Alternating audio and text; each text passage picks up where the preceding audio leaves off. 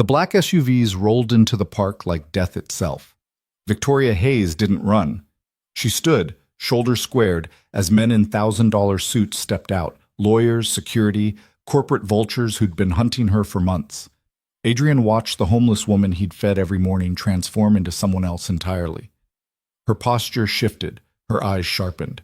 When she spoke, her voice cut through the frozen air with the authority of old money and older rage. "Gentlemen," she said, and Adrian's coffee hit the ground. "I believe you have something that belongs to me." Before we dive into this story, I want to ask you something. Have you ever helped someone without knowing who they really were? Drop a comment with your city so I can see how far this story travels. And if you stick around until the end, you'll find out why one simple sandwich changed 2 lives forever. Hit that like button and let's begin. The alarm went off at 5:47 a.m., same as always. Adrian Cole didn't hit snooze. He never did. The discipline came from somewhere deep, from years when missing a shift meant missing rent, when being late meant being replaced. Even now, with enough money in the bank to cushion a few mistakes, his body wouldn't let him slip. He swung his legs out of bed, feet hitting cold hardwood. The apartment was quiet.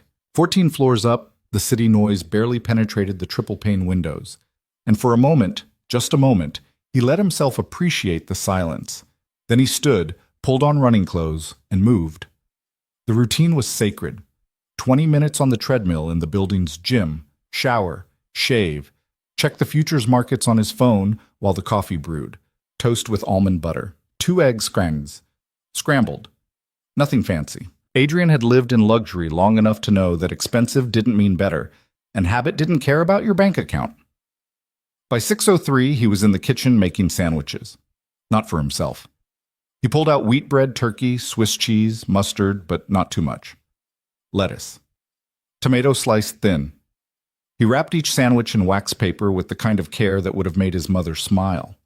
Added an apple, a granola bar, bottled water. Everything went into a brown paper bag that crinkled when he folded the top down. "Daddy?" Chloe stood in the doorway, rubbing her eyes. 7 years old, dark curls still messy from sleep, wearing pajamas covered in planets and stars. She was small for her age, but her eyes, those eyes saw everything. "Morning, baby girl," Adrian said, softer now. "You're up early." "You were making noise." "Sorry." She padded over to him, bare feet on tile, and climbed onto one of the kitchen stools. "Is that for her?" Adrian didn't ask who. Chloe had been asking about the sandwiches for weeks now, watching him pack them every morning with the intensity of a detective. "Yeah," he said. "The lady in the park?" "That's right." Chloe picked at the corner of the granite countertop, thinking. "Does she have a name?" "I don't know." "Why not?" Adrian set down the second sandwich he'd started making, this one for himself, cheaper ingredients, less care, and looked at his daughter. "Because she hasn't told me." "Did you ask?" "No." "Why not?" These were the questions that gutted him, the simple, relentless logic of a child who hadn't yet learned that some things were better left alone. "Because," Adrian said carefully, "sometimes people don't want to be asked. Sometimes they just want to be helped." Chloe considered this. "But if you don't know her name, how do you know she wants help?" "She takes the food." "Maybe she's just being polite." Adrian smiled despite himself. "Maybe, but I don't think so." "How do you know?" "I just do." It wasn't a good answer. Chloe's expression told him as much. But she let it go, the way kids do when they sense they've hit bedrock. The place where adult logic stops making sense and starts being about feelings instead. "Can I come with you sometime?" she asked. "No." "Why not?" "Because it's not safe." "You go." "I'm a grown-up." "You always say I should help people." "I do say that," Adrian admitted. "But there's helping, and there's being smart about helping. You stay here, where it's warm, where it's safe." Chloe's mouth twisted, not quite a pout, but close. She slid off the stool. "You're going to be late." She wasn't wrong. Adrian glanced at his watch, 6:08. He grabbed both bags, kissed the top of Chloe's head, and headed for the door. "Daddy?" He turned. "Tell her I said hi." Adrian's throat tightened. "I will." The park was 4 blocks away, tucked between high-rises like an afterthought. 20 years ago, it might have been nice. Now it was a strip of brown grass, dying trees, and benches that had seen better decades. The city kept promising renovations. The city kept lying. Adrian walked fast, breath misting in the January cold. The streets were mostly empty. Too early for the real crowds. Too late for the overnight stragglers who'd already found their corners to sleep. A few runners passed him. A woman walking 3 small dogs. A guy in a suit who looked like he'd been awake for 30 hours straight. The park gate was propped open with a rock. It was supposed to lock at night, but the mechanism had been broken for months. Adrian slipped through. She was already there. Same bench, same position. Back straight, hands folded in her lap, staring at nothing. Adrian had been doing this for 4 months now, ever since that first morning when he'd walked past her on his way to clear his head, and something in his chest had twisted hard enough to hurt. She'd been sitting exactly like this. Not slumped, not sleeping, just waiting. He'd gone home that day, made an extra sandwich the next morning, and left it beside her without a word. She'd looked at him, just once, brief and wary, and then at the bag. She hadn't said thank you, hadn't smiled, just gave a small nod, the kind that acknowledged a transaction without promising anything. Adrian had kept walking, and he'd come back the next day. And the next. Now it was January, and he still didn't know her name. "Morning," he said quietly, setting the bag beside her. She turned her head. The movement was slow, deliberate. Her face was hard to read, not young, not old, somewhere in that middle space where age stopped being a number and started being about miles. Dark skin, high cheekbones, hair pulled back tight under a wool cap. She wore layers, a jacket over a hoodie over a thermal shirt, jeans that had been good once, boots with worn soles. Her eyes, though. That's what always caught him. Clear, sharp, aware. "Thank you," she said. Her voice was low, careful, like someone who didn't waste words. "You're welcome." This was usually where the conversation ended. Adrian would nod, turn, leave. The whole exchange took less than 30 seconds. But today, she spoke again. "Your daughter says hello." Adrian froze. The woman's expression didn't change. "You mentioned her once, a few weeks ago. Said you had to get home before she woke up." He had said that. He'd forgotten, but she hadn't. "She wanted me to tell you hi," Adrian said slowly. "That's kind of her. She asks about you." "What do you tell her?" "That you're someone who needs help." Something flickered across the woman's face, too fast to name. "Is that what you think I am?" Adrian met her gaze. "I think you're someone who's sitting on a bench in January at 6 in the morning. I think you take the food I bring. Beyond that, I don't assume anything." "Smart." "Not really, just respectful." She almost smiled, almost. "Most people aren't.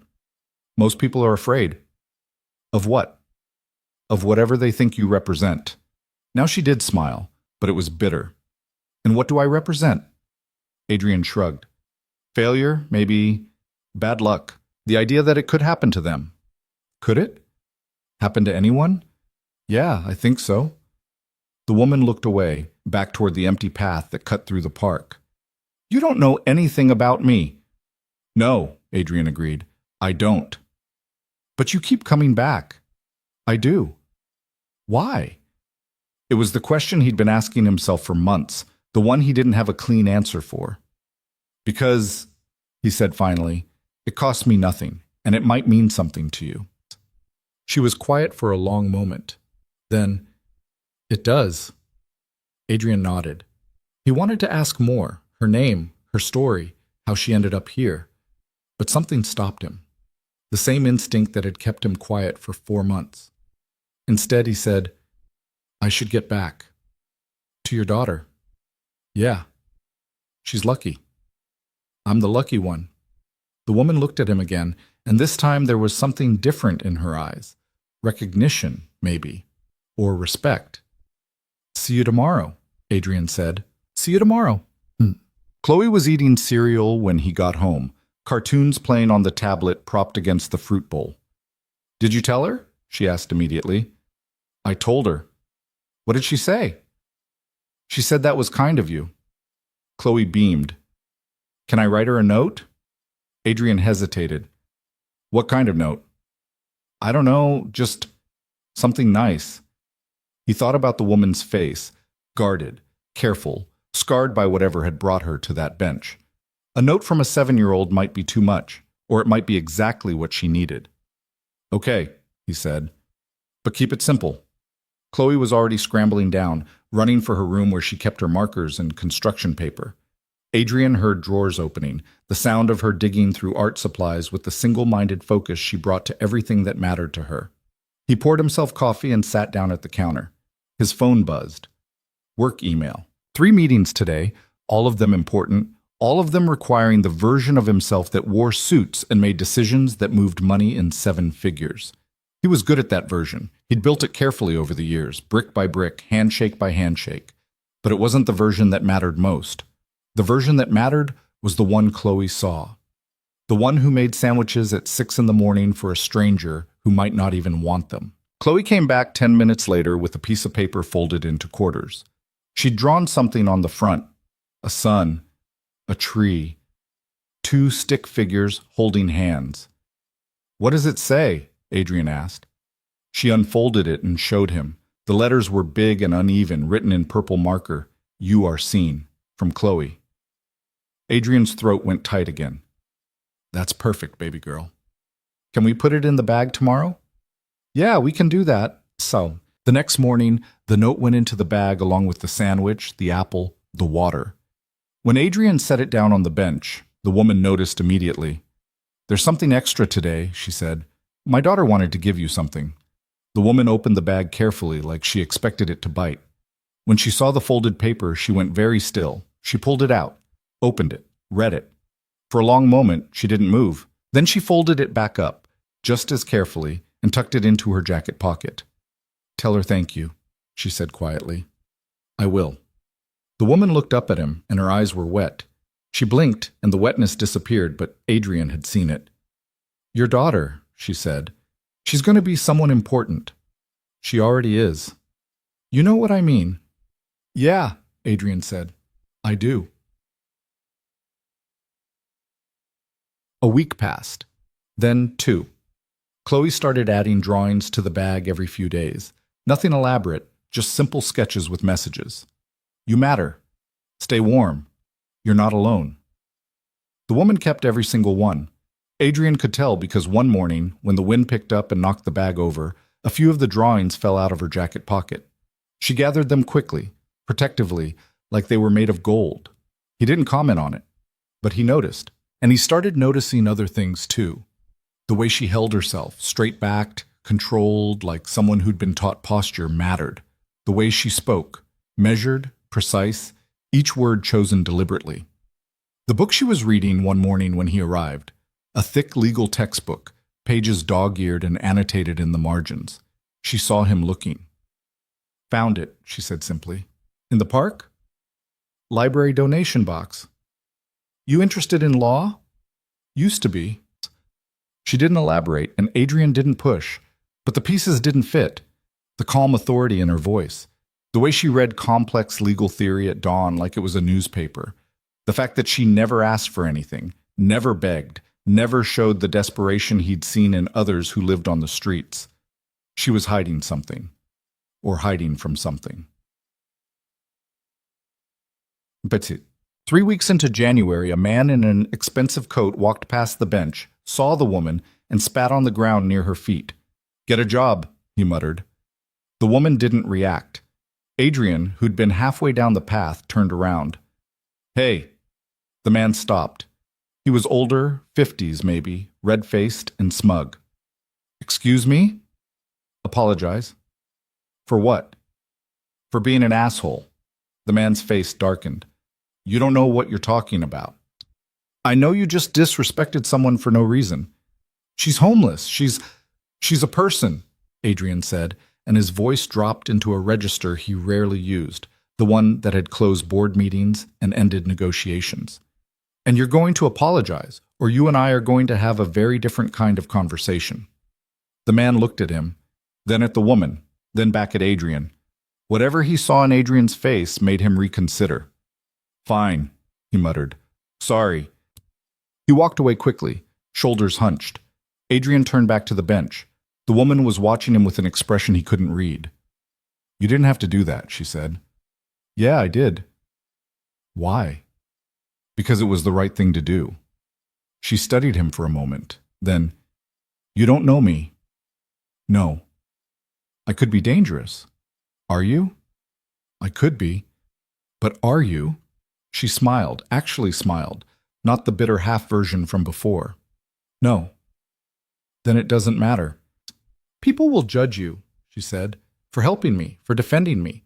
They'll think you're naive or stupid or have some kind of savior complex. Let them think what they want. It doesn't bother you?" Adrian shrugged. "I've been judged for worse." The woman was quiet for a beat, then, "You're different." "From what?" "From most people." "I doubt that." "You shouldn't." She looked down at the bag in her lap, at the latest drawing from Chloe peeking out of the top. "You and your daughter, you see people, really see them. That's rare." "It shouldn't be." "But it is." Adrian didn't know what to say to that, so he said nothing. The woman reached into her pocket and pulled out something small, a business card, bent and worn. She handed it to him. It was blank except for a phone number, written in careful handwriting. "What's this?" Adrian asked. "If something happens to me," she said, "call that number." "What kind of something?" "Just, if I'm not here one day, if you come and I'm gone, call it." Adrian looked at the card, then at her. "Are you in trouble?" "Aren't we all?" "That's not an answer." "It's the only one I have." He wanted to push, wanted to demand the truth, the story, the reason a woman who read legal textbooks and spoke with the precision of someone educated and capable was living on a park bench in January. But he didn't, because whatever she was running from, whatever she was hiding, it wasn't his right to know unless she chose to tell him. "Okay," he said, pocketing the card. "But you're going to be here tomorrow, right?" "I'll be here." "Promise?" She met his eyes. "I promise." That night, Adrian couldn't sleep. He kept thinking about the card, the number, the way the woman had said, "If something happens to me," like it was a real possibility, not a hypothetical. At 2 a.m., he got up and went to Chloe's room. She was asleep, curled under her planet print comforter, breathing soft and steady. He stood in the doorway and watched her, the way he did sometimes when the world felt too big and too sharp. She was the reason for everything, the early mornings, the discipline, the climb from nothing to something, from broke and desperate to stable and secure. He'd been 25 when she was born. Her mother had left 6 months later, decided motherhood wasn't for her, signed away her rights, and disappeared into a life Adrian stopped trying to imagine. So it had been just the two of them, and he'd promised her, promised himself, that she would never feel what he'd felt as a kid. The fear, the instability, the constant grinding uncertainty of whether there'd be food tomorrow, whether the lights would stay on, whether the adults around him would hold it together or fall apart. Chloe would have better, and she did. But somewhere along the way, Adrian had learned something ugly. Having money didn't erase the instinct to recognize people who were drowning. It just made it easier to ignore them. He didn't want to be someone who ignored them, even when it complicated things, even when it didn't make sense. He went back to bed, but he still didn't sleep. The next morning, when Adrian arrived at the bench, the woman wasn't alone. There was a man with her, late 30s, clean cut, wearing a jacket that was too nice for the park, but not nice enough to be corporate. He was talking to her in a low, urgent voice. The woman's posture had changed. She was tense, coiled, ready. Adrian slowed his approach. The man saw him and stopped talking. He looked Adrian up and down, assessing, calculating. "Morning," Adrian said carefully. The woman's eyes flicked to him, then back to the man. "It's fine," she said. "Is it?" Adrian asked. "Yeah." The man stepped back. "I'll be in touch," he said to the woman. Then he walked away, fast and purposeful. Adrian watched him go. Then he turned to the woman. "Who was that?" "No one." "Didn't look like no one." "He's not your concern." "If he's bothering you." "He's not," she said, and her voice had an edge now, sharp enough to cut. "I can handle it." Adrian set the bag down on the bench. "Okay," She looked at him, and some of the sharpness faded. I mean it. It's fine. If you say so. But it wasn't fine. Adrian could feel it, the same way you feel a storm coming before the first drop of rain. Something was shifting, and he had no idea what it was. The man came back 3 days later. This time Adrian saw him from a distance, standing near the park entrance, watching. When Adrian got to the bench, the woman was already looking in that direction. He's been following me, she said quietly. For how long? A week, maybe more. Do you know him? She hesitated, then, yes. Is he dangerous? Not to me, not directly. That's not comforting. It's not supposed to be. Adrian sat down on the bench beside her, the first time he'd ever done that. She glanced at him but didn't tell him to leave. Talk to me, he said. I can't. Why not? Because the less you know, the safer you are. I'm not asking to be safe. I'm asking to understand. The woman looked at him for a long time. Then she sighed, a sound that seemed to come from somewhere deep and tired. I used to have a different life, she said. A good life, and important work, people who depended on me. What happened? Someone decided they wanted what I had, and they were willing to do anything to get it. So you ran. So I disappeared. Adrian processed this. And the guy watching us? He's trying to find me. For them. Why? Because, she said, I have something they need, and they won't stop until they get it. What is it? She shook her head. I can't tell you that. Why not? Because if I do, you become a target too, and I won't do that to you, or to your daughter. The mention of Chloe sent ice through Adrian's chest. She's safe, the woman said quickly. They don't know about you, not yet. But if you keep coming here, if you keep helping me, they will. Adrian should have stood up, should have walked away, should have listened to the part of his brain screaming that this was too much, too dangerous, too far outside the simple act of giving a stranger a sandwich. Instead, he said, What do you need? The woman blinked. What? What do you need? To stay safe, to finish whatever you're doing. What do you need? I need you to forget you ever met me.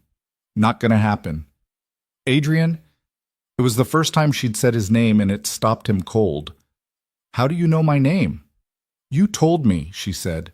The second week, you said your daughter called you to ask when you'd be home, and you answered the phone, it's Adrian. He had. He'd forgotten that too. You've been paying attention, he said. I pay attention to people who matter. Then you know I'm not walking away. The woman closed her eyes. You're making a mistake. Probably. But it's mine to make. When she opened her eyes again, they were wet. Why are you doing this? Because you asked me to call a number if something happened to you.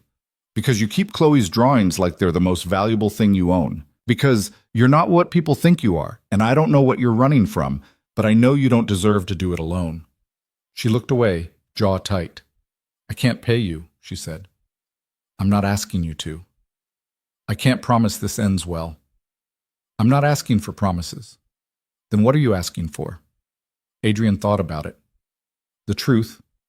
When you're ready. And until then, I'll keep showing up. The woman was quiet for a long time. Then she said, My name is Victoria. Nice to meet you, Victoria. She laughed, soft and broken and real. Yeah, you too. The next morning, the man was gone. But Adrian knew it wasn't over. Victoria was still tense, still watching the edges of the park like she expected someone to step out of the shadows. He'll be back, she said when Adrian arrived. When? I don't know. Soon. What can I do? Nothing. This isn't your fight. You keep saying that. Because it's true. Adrian set the bag down. Inside was the usual, sandwich, fruit, water, but also something new. A prepaid phone. Take this, he said. Victoria looked at it. Why? Because if something happens, I want you to be able to reach me. Not just leave a number for me to call after. Actually reach me. Adrian, I know what you're going to say, but I'm giving it to you anyway. She picked up the phone, turned it over in her hands. This is a bad idea. So you've said. I mean it. So do I. Victoria looked at him, and something in her expression cracked. You're stubborn. Yeah. And kind. Sometimes. And you have no idea what you're getting into. Probably not, Adrian admitted. But I'm already in it, so we might as well see it through together. Victoria pocketed the phone. If this goes sideways, it won't. You don't know that. No, Adrian said, but I believe it anyway. She almost smiled. That's called faith. Or stupidity. Both, maybe. This time, they both smiled. Nah. 2 days later, the phone rang at 3 a.m. Adrian woke instantly, grabbed it from the nightstand. Victoria? Her voice was tight, breathless. They found me. Where are you? The park. I need... The line went dead. Adrian was out of bed and dressed in 90 seconds. He checked on Chloe, still asleep, safe, and left a note on the counter in case she woke up. Had to run out. Be back soon. Love you. Then he was out the door, running. The streets were empty, streetlights casting long shadows. Adrian's breath came hard and fast, not from exertion but from fear, the cold, sharp kind that makes your hand shake and your vision narrow. He reached the park in 6 minutes. Victoria was still on the bench, but she wasn't alone. 3 men stood around her, not the guy from before. These were different. Bigger. Harder. The kind of men who got paid to make problems disappear. Adrian stopped at the gate. One of the men turned, saw him. Keep walking. No. This doesn't concern you. It does now. The man stepped forward, and Adrian saw the gun tucked into his waistband. His stomach dropped, but he didn't move. Last chance, the man said. Victoria's voice cut through the dark. Don't.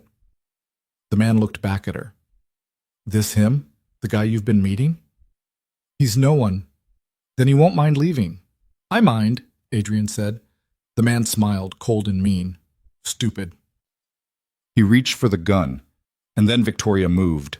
Fast. Faster than Adrian would have thought possible. She was off the bench and between them in a heartbeat, her hand catching the man's wrist before he could draw. Touch him, she said, voice like steel, and I burn everything. The man froze. You're bluffing. Try me. For a moment, no one moved. Then one of the other men spoke, older, quieter, clearly in charge. Let him go.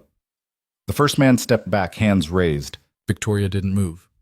Tell your boss I'll meet him tomorrow, noon, the usual place. He's not going to like... He doesn't have to like it. He just has to show up. The older man studied her. Then he nodded. Tomorrow. They left. No rush, no drama. Just 3 men walking out of a park at 3 a.m. like it was nothing. When they were gone, Victoria turned to Adrian. You shouldn't have come. You called me. She stopped.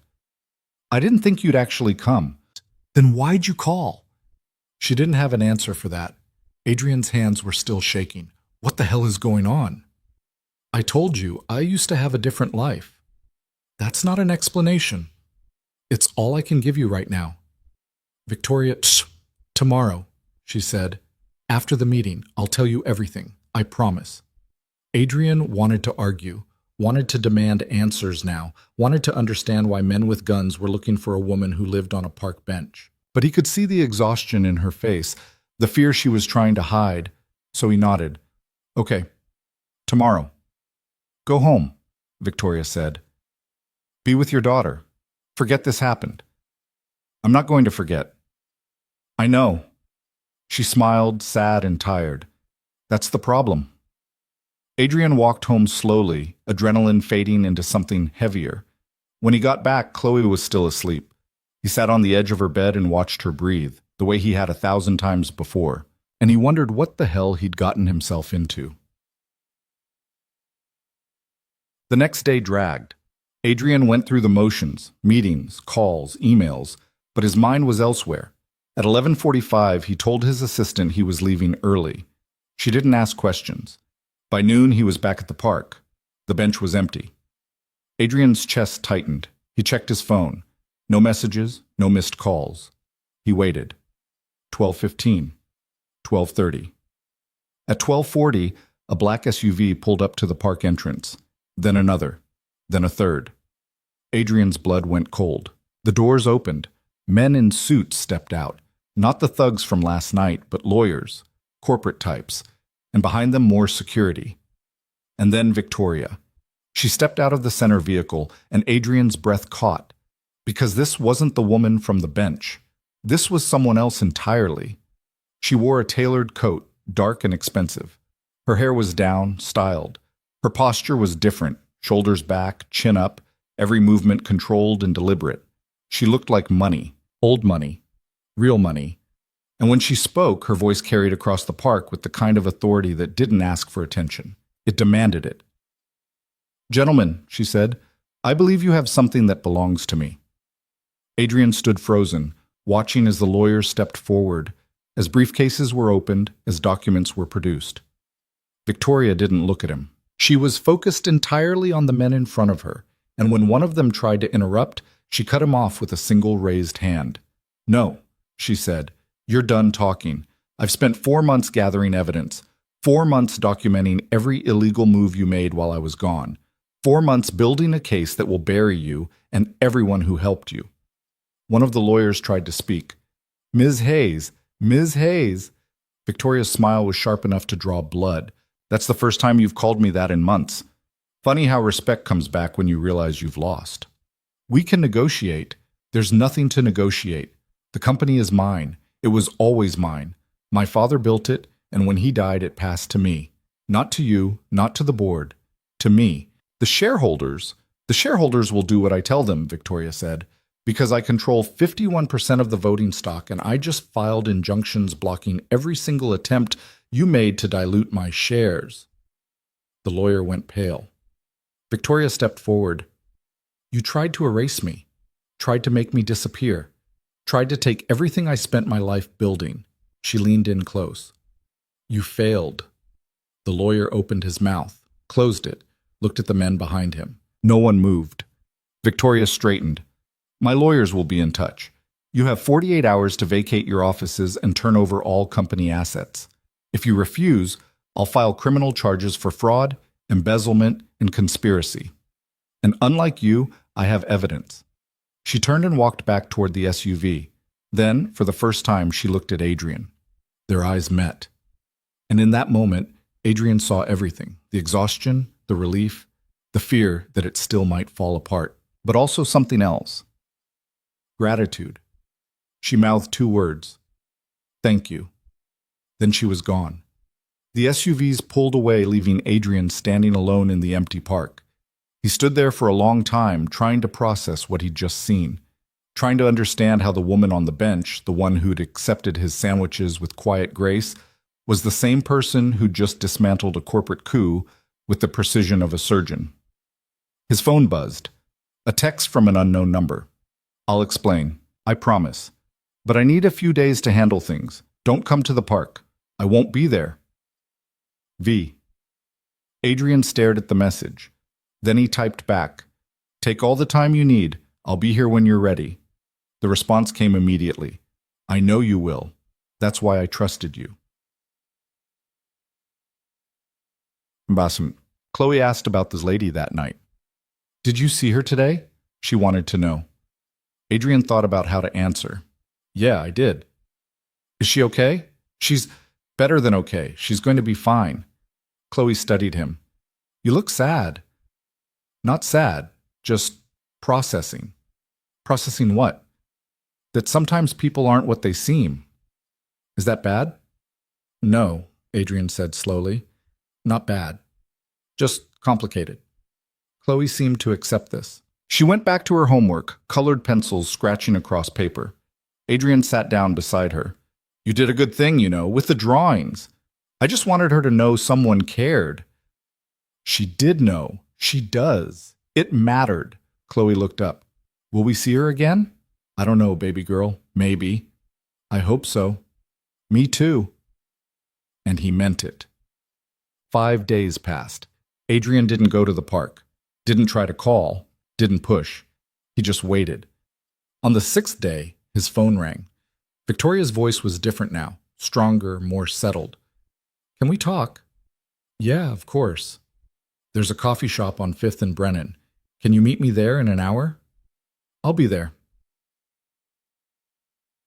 She was already seated when he arrived, tucked into a corner booth, wearing jeans and a sweater that made her look almost normal. Almost. But Adrian could see it now, the way she carried herself, the quiet confidence that came from a lifetime of being in control. He slid into the seat across from her. "Hi," she said. "Hi." For a moment, neither of them spoke. Then Victoria said, "I owe you an explanation." "You don't owe me anything." "Yes, I do." She pulled out a tablet, opened a folder, and turned it toward him. On the screen was a photo. Victoria in a boardroom surrounded by executives, shaking hands with someone important. "That's me," she said, 6 months ago. Adrian looked at the photo, then at her. "You ran a company." "My father's company.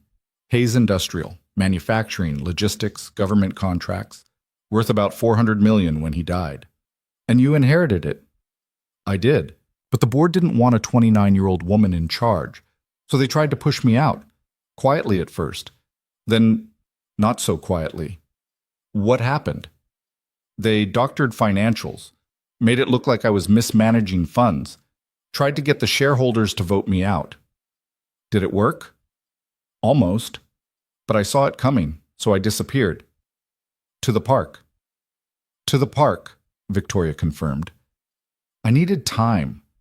Time to gather evidence, time to build a case, time to figure out who I could trust. And you couldn't trust anyone in your old life." "No." Adrian leaned back. "So you lived on a bench?" "For 4 months." "Why not a hotel? A safe house?" "Because they were watching everything, my accounts, my properties, my known associates. The only way to disappear completely was to become someone they'd never look for." "Someone homeless."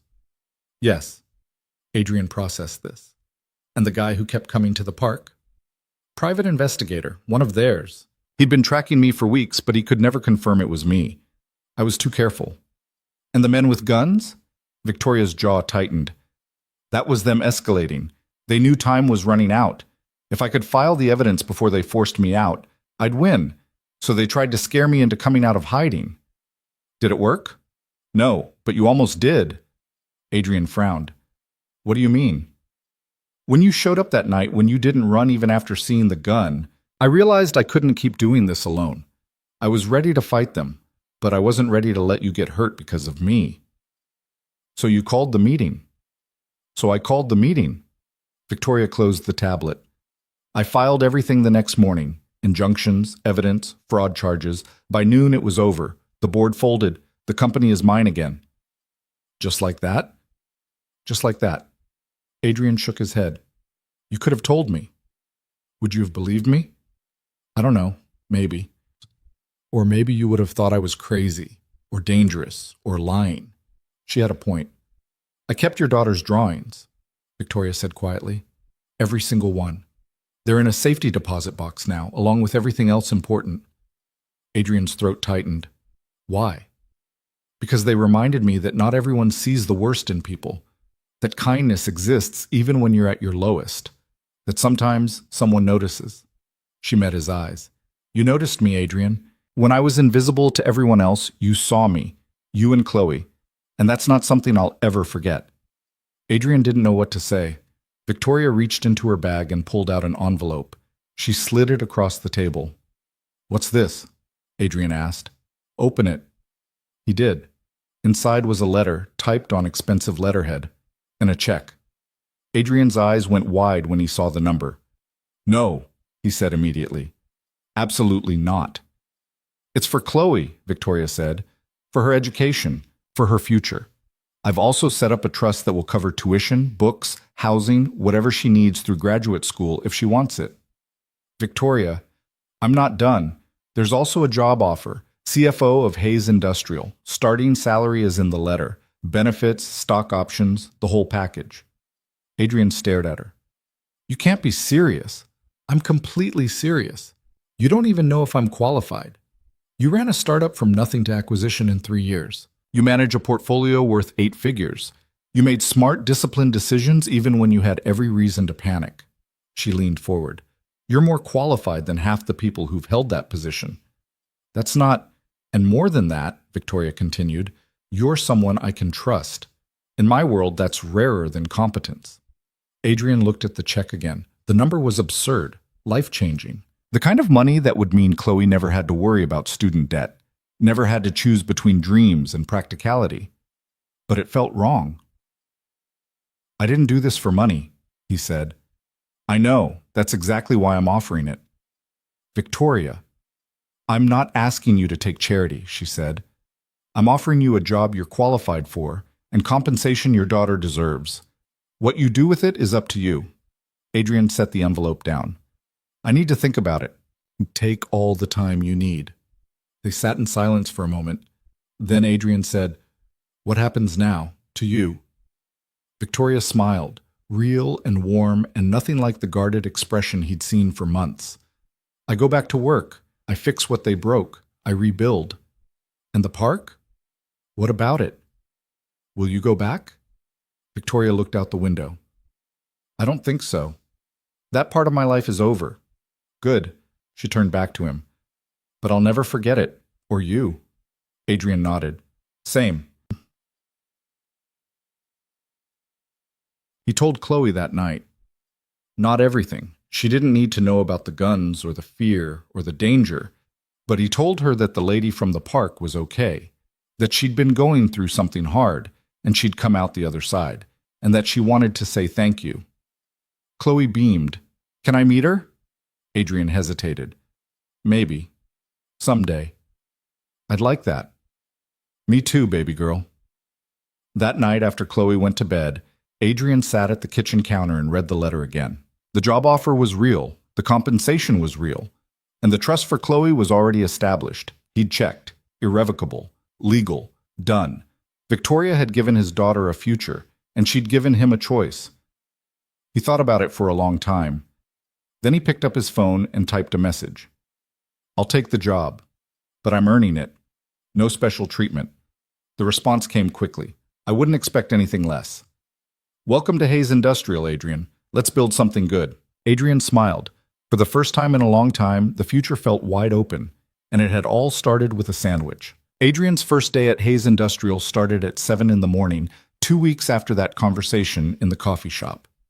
He'd spent those 2 weeks tying up loose ends at his old job, explaining to Chloe why Daddy was going to be working somewhere new, and trying not to think about the fact that he was about to step into a world he'd only ever seen from the outside. The Hayes building was downtown, 42 stories of glass and steel that reflected the gray February sky like a mirror. Adrian stood on the sidewalk for a moment, coffee in hand, and looked up at it. This was real. This was happening. He went inside. The lobby was all marble and chrome, the kind of space designed to make you feel small. A security guard checked his ID, printed a temporary badge, and directed him to the executive elevators. 39th floor. The elevator moved so smoothly, Adrian barely felt it. When the doors opened, he stepped into a reception area that looked like it had been designed by someone who charged by the square foot. A woman in her 50s looked up from behind a desk. Mr. Cole? That's me. Welcome to Hayes. I'm Margaret, Ms. Hayes's executive assistant. She's expecting you. Margaret stood and led him down a hallway lined with offices, each one occupied by people who looked busy and expensive. They passed a conference room where a meeting was already in progress, voices raised in what sounded like a very polite argument. At the end of the hall, Margaret stopped at a set of double doors and knocked once. Come in, Victoria's voice called from inside. Margaret opened the door and stepped aside. Victoria's office was massive, floor-to-ceiling windows, a desk that could have doubled as a landing strip, bookshelves filled with legal texts and financial reports. But what caught Adrian's attention was Victoria herself. She stood by the window, wearing a sharp gray suit, hair pulled back, looking every inch the CEO she was. When she turned, her expression was professional, controlled, but her eyes were warm. Adrian, she said. Good morning. Morning. Margaret closed the door, leaving them alone. Victoria gestured to the chairs in front of her desk. Sit, please. Adrian sat. The chair was leather, expensive, the kind that probably cost more than his first car. Victoria sat across from him, hands folded on the desk. How are you feeling? Honest answer? Always. Terrified. She smiled. Good. That means you're taking this seriously. I don't want to mess this up. You won't. You don't know that. Yes, I do. Victoria leaned back slightly. You know why I hired you, Adrian? Not because you have an MBA from some Ivy League school. Not because you've been CFO before. I hired you because you're the kind of person who shows up every day, no matter what. That's rarer than you think. Adrian didn't know what to say to that. Victoria opened a folder on her desk. I'm not going to lie to you. This job is going to be hard. The board is hostile. Half the executive team still thinks I'm too young to run this company. And the financial mess the previous CFO left behind is going to take months to untangle. What kind of mess?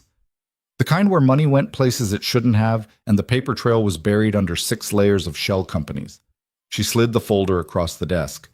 This is what we know so far. It's not pretty. Adrian opened the folder and started reading.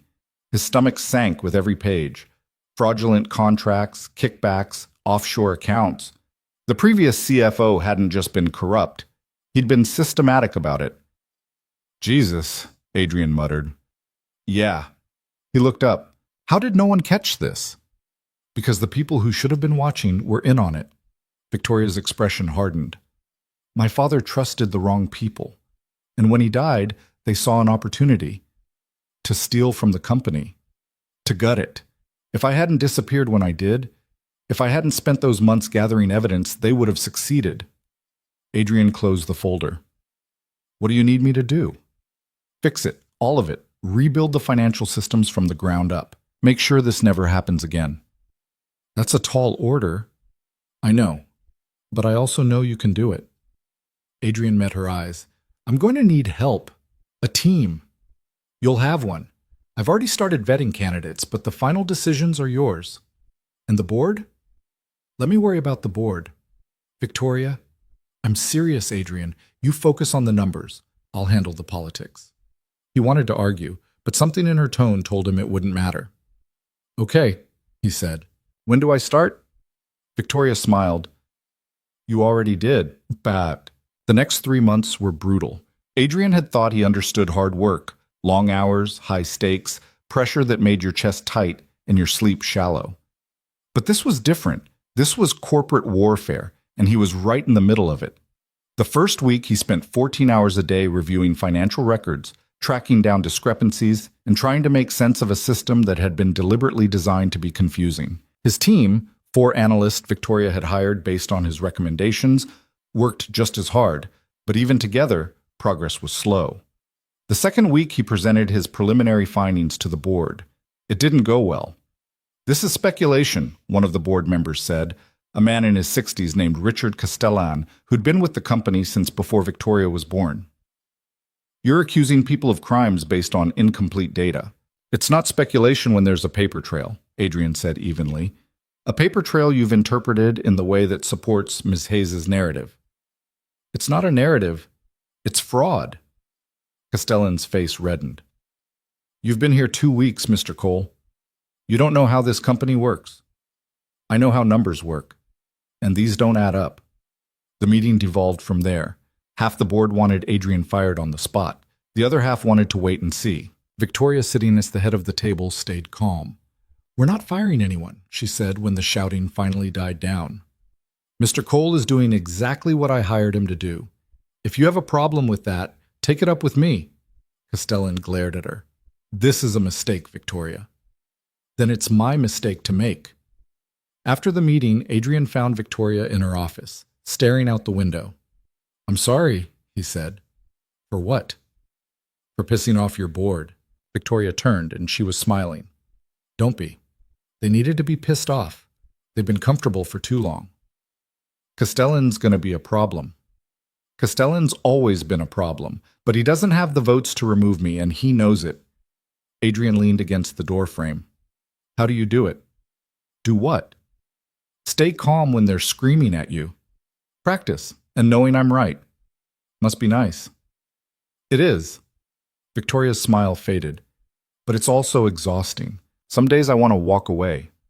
Let them have the company. Let them destroy it. Why don't you? Because my father built this, and I'm not going to let them erase him. Adrian understood that. more than she probably realized. By the end of the third month, Adrian had enough evidence to bring criminal charges against 3 former executives, including the previous CFO. He presented everything to Victoria in her office late one night, both of them running on coffee and stubbornness. "This is solid," Victoria said, flipping through the report. "The prosecutors will love it." "So we move forward?" "We move forward." Adrian exhaled. "Good." Victoria looked at him. "You've done incredible work, Adrian. I mean that. I had help. You built the team. You set the strategy. You pushed when everyone else wanted to wait." She set the report down. "You're exactly what this company needed." Adrian felt something tighten in his chest. Pride, maybe, or relief. "Thanks. I'm serious. You've earned this." "I'm still figuring it out." "We all are." They sat in silence for a moment. The city lights spread out below them like a galaxy. Then Victoria said, "How's Chloe?" Adrian smiled. "Good. Great, actually. She started a new school last month. Smaller classes, better teachers. She loves it. Because of the trust." "Yeah, because of the trust." Victoria nodded. "I'm glad." "She asks about you sometimes." "Does she?" "She wants to meet you, properly." Victoria's expression softened. "I'd like that." "Yeah?" "Yeah." Adrian hesitated. "There's a school thing next week, an art show. Chloe's got a piece in it. If you're free, I'll be there. You don't have to." "I want to." Adrian looked at her, surprised. Victoria smiled. "What? You think just because I run a company I don't have time for the people who matter?" "I don't know. Maybe." "Well, you're wrong. Again." The art show was in the school gymnasium, walls covered in drawings and paintings made by kids who still thought anything was possible. Adrian arrived early with Chloe, who was buzzing with nervous energy. "Do you think people will like it?" she asked for the 10th time. "I think it's amazing," Adrian said. "You have to say that. You're my dad." Doesn't make it less true. Chloe's piece was near the back, a mixed media collage of drawings and cutouts, all centered around the theme of kindness. At the center was a bench, and on the bench were 2 figures, one giving, one receiving. Adrian's throat went tight when he saw it. "Is that the lady from the park?" Chloe said quietly. "And you?" "Chloe, I know she's okay now. I know she's different, but I wanted to remember when she needed us." Adrian knelt down so he was eye level with his daughter. "That's beautiful, baby girl." "You think she'll like it?" "I know she will." And she did. Victoria arrived 20 minutes later, dressed down in jeans and a sweater, looking more like a regular person than a CEO. When she saw the collage, she stopped. She stood there for a long time, just looking. Then she turned to Chloe. "Did you make this?" Chloe nodded, suddenly shy. "It's perfect," Victoria said, and her voice cracked just slightly. "You have real talent." Chloe beamed. "Thank you. Can I ask you something?" "Okay." Victoria knelt down, same as Adrian had. "Why did you draw this?" Chloe thought about it. "Because I wanted people to know that helping someone doesn't have to be big. It can just be noticing and showing up." Victoria's eyes went bright. She blinked, and the brightness disappeared, but Adrian saw it. "You're a very wise person, Chloe," Victoria said. "My dad says that too." "He's right." After the show, the 3 of them went to get ice cream, Chloe's request, and one Victoria agreed to without hesitation. They sat outside despite the cold, Chloe talking a mile a minute about school and friends and the science project she was working on. Victoria listened like it was the most important thing in the world. And watching them, Adrian felt something shift. This wasn't just a job anymore. This wasn't just gratitude or obligation or whatever he told himself it was. This was something else. Something that felt dangerously close to family. April came, and with it, the criminal trial. The prosecution moved fast, armed with the evidence Adrian had compiled. The former CFO and 2 other executives were arrested, charged with fraud, embezzlement, and conspiracy. The media went wild. Hayes Industrial was suddenly front-page news, and not in a good way. Reporters camped outside the building. Shareholders demanded answers. The stock price dropped 12% in a week. Victoria handled it the way she handled everything, head on, no apologies. She gave interviews, held press conferences, stood in front of cameras and said, "We will not tolerate corruption, we will rebuild, and we will be stronger because of it." But Adrian could see the toll it was taking. She was tired, more tired than she'd been even during the worst of the park days. The kind of tired that came from fighting on every front at once. One night, after a particularly brutal board meeting, Adrian found her in her office with her head in her hands. "You okay?" he asked from the doorway. Victoria looked up. "No?" The honesty surprised him. "You want to talk about it?" "Not really." "You want company anyway?" She smiled, exhausted. "Yeah, I do." Adrian came in and sat down. For a while, neither of them spoke. Then Victoria said, "Do you ever regret it, taking this job?" "No." "Not even a little?" "Not even a little." "Why not?" Adrian thought about it. "Because it's the hardest thing I've ever done, and that means it matters." Victoria laughed, soft and surprised. "That's a very Adrian answer." "Is that a bad thing?" "No, it's refreshing." They sat in silence again, but it was comfortable now, easy. Then Victoria said, "I don't know if I'm doing the right thing." "With what?" "All of it, the trial, the restructuring, fighting the board instead of finding a way to work with them." "You are doing the right thing." "How do you know?" "Because you're not doing what's easy. You're doing what's necessary." Victoria looked at him, and something in her expression softened. "You always know what to say." "Not always, but I try." She smiled. "Thank you, Adrian, for being here, for all of this." "You don't have to thank me." "Yes, I do." Adrian stood. "Get some rest, Victoria. Tomorrow's another fight." "Yeah, it is." The trial ended in June. All three defendants were found guilty. Sentencing would come later, but the verdict was enough. Hayes Industrial had won. Victoria threw a small celebration at the office. Nothing extravagant, just the core team that had made it happen. Adrian's finance team, the lawyers, a few key executives who'd stayed loyal, and Adrian. Victoria pulled him aside halfway through the night. "I couldn't have done this without you." "Sure you could have." "No, I couldn't." She looked at him seriously. "You took a chance on me when you didn't have to. You believed me when I was living on a bench and everyone else thought I was nobody." "You were never nobody." "I felt like it." "Well, you were wrong." Victoria smiled. "Stubborn as ever." "Yeah." She pulled an envelope from her jacket. "I have something for you." Victoria chuts. "It's not money. Just open it." Adrian opened it. Inside was a single sheet of paper. A stock certificate. 5% equity in Hayes Industrial. Adrian's hands went numb. "I can't accept this." "Too late. It's already filed." Victoria. "You've earned it, Adrian, more than earned it. And I want you invested in this company, not just as an employee, as a partner." Adrian stared at the certificate. 5% of a $400 million company. He did the math in his head and almost dropped it. "This is insane," he said. "It's fair." "It's fair," Victoria repeated firmly. "You saved this company. You saved me. This is what that's worth." Adrian looked at her, really looked at her, and he saw it. The certainty, the gratitude, the absolute belief that she was doing the right thing. "Okay," he said quietly. "Thank you." "You're welcome." People. That night, after the celebration ended and everyone went home, Adrian sat in his office and called Chloe. She was at a friend's house for a sleepover, and she answered on the second ring. "Hi, Daddy." "Hi, baby girl. How's it going?" "Good. We're watching a movie." "What movie?" "The one with the talking animals." Adrian smiled. "Sounds fun." "Are you still at work?" "Yeah, but I'm heading home soon."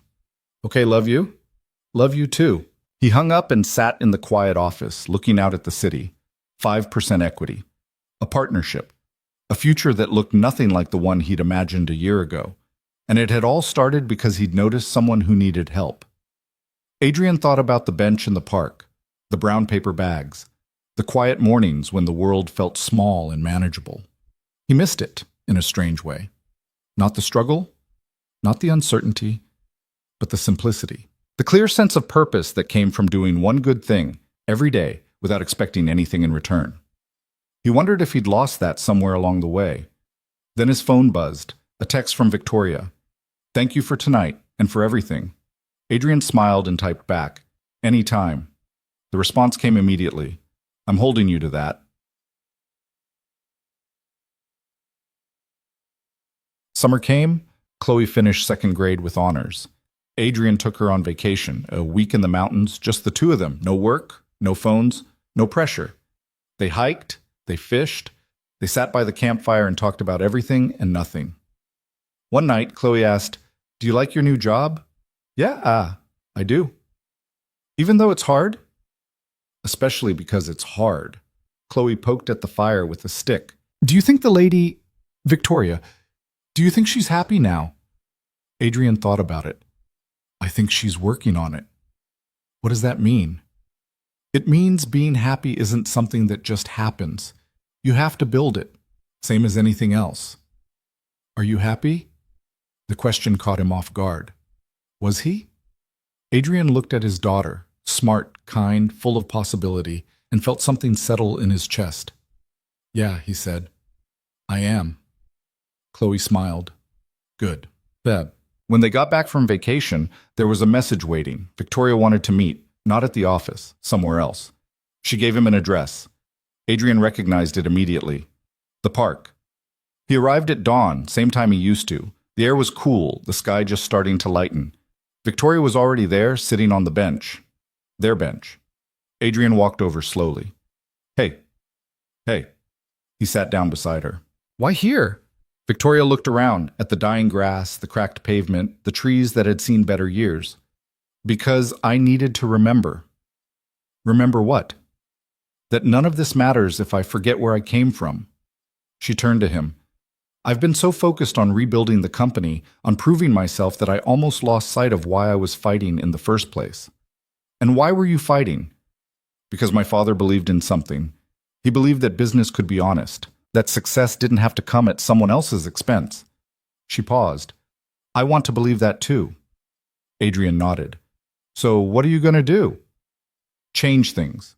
Real changes, not just window dressing. Better wages for the factory workers. Profit sharing for employees, environmental standards that actually mean something." "The board's going to hate that." "I know. Shareholders might too." "Probably." "So why do it?" Victoria smiled. "Because it's the right thing to do. And because someone once showed me that doing the right thing doesn't require a reason beyond it being right." Adrian felt his throat tighten. "I just made sandwiches." "You did more than that. You saw me. You treated me like I mattered. That's not nothing, Adrian." They sat in silence for a moment, watching the sun come up. Then Victoria said, "I'm going to need your help. With the changes. With pushing back against the people who think profit is the only thing that matters." "You've got it. It's going to be a fight." "Good," Adrian said. "I'm getting used to those." Victoria laughed. "Yeah, me too." The sun cleared the horizon, spilling golden light across the park. And for the first time in a long time, Adrian felt like everything was exactly where it was supposed to be. The changes started small. First, Victoria authorized a 15% wage increase for the manufacturing floor workers. The people who actually built the products Hayes Industrial sold. The ones who'd been making the same hourly rate for 6 years while executives collected bonuses. The board called an emergency meeting within hours. Adrian sat beside Victoria at the conference table, watching Castellan's face turn a disturbing shade of purple as he read the memo. "This is financial suicide," Castellan said, slamming the paper down. "Do you have any idea what this will do to our margins?" "It'll reduce them by 2%, Victoria said calmly. "I've run the numbers. 2% is millions of dollars. 2% is what we should have been paying them all along." Another board member, a woman named Patricia Drummond, who ran a hedge fund, leaned forward. "Victoria, I understand the sentiment, but we have a fiduciary responsibility to our shareholders. And I have a moral responsibility to the people who make this company function," Victoria replied. "The workers on that floor have been subsidizing executive compensation for years. That ends now." "You're being naive," Castellan said. "No, I'm being fair. Fair doesn't keep a company competitive. Victoria's expression hardened. Neither does a workforce that's one bad month away from quitting. Employee retention costs money. Training costs money. High turnover costs money. Paying people what they're worth is an investment, not charity. Adrian spoke up for the first time. The math supports it. We've modeled the long-term ROI, and over 5 years, this actually improves our bottom line. Castellan turned on him. Of course you'd say that. You're hurt. He stopped himself, but everyone knew what he'd been about to say. Her what? Adrian asked quietly. Castellan's jaw worked. Nothing. No, please, finish your thought. The room went silent. Victoria's voice cut through it like a blade. If you have something to say about my CFO, Richard, say it. Otherwise, sit down and vote. Castellan sat down. The vote was close. 6-4 in favor, but it passed. After the meeting, Adrian followed Victoria back to her office. That was ugly, he said. That was restrained. Victoria poured herself a glass of water, hands not quite steady.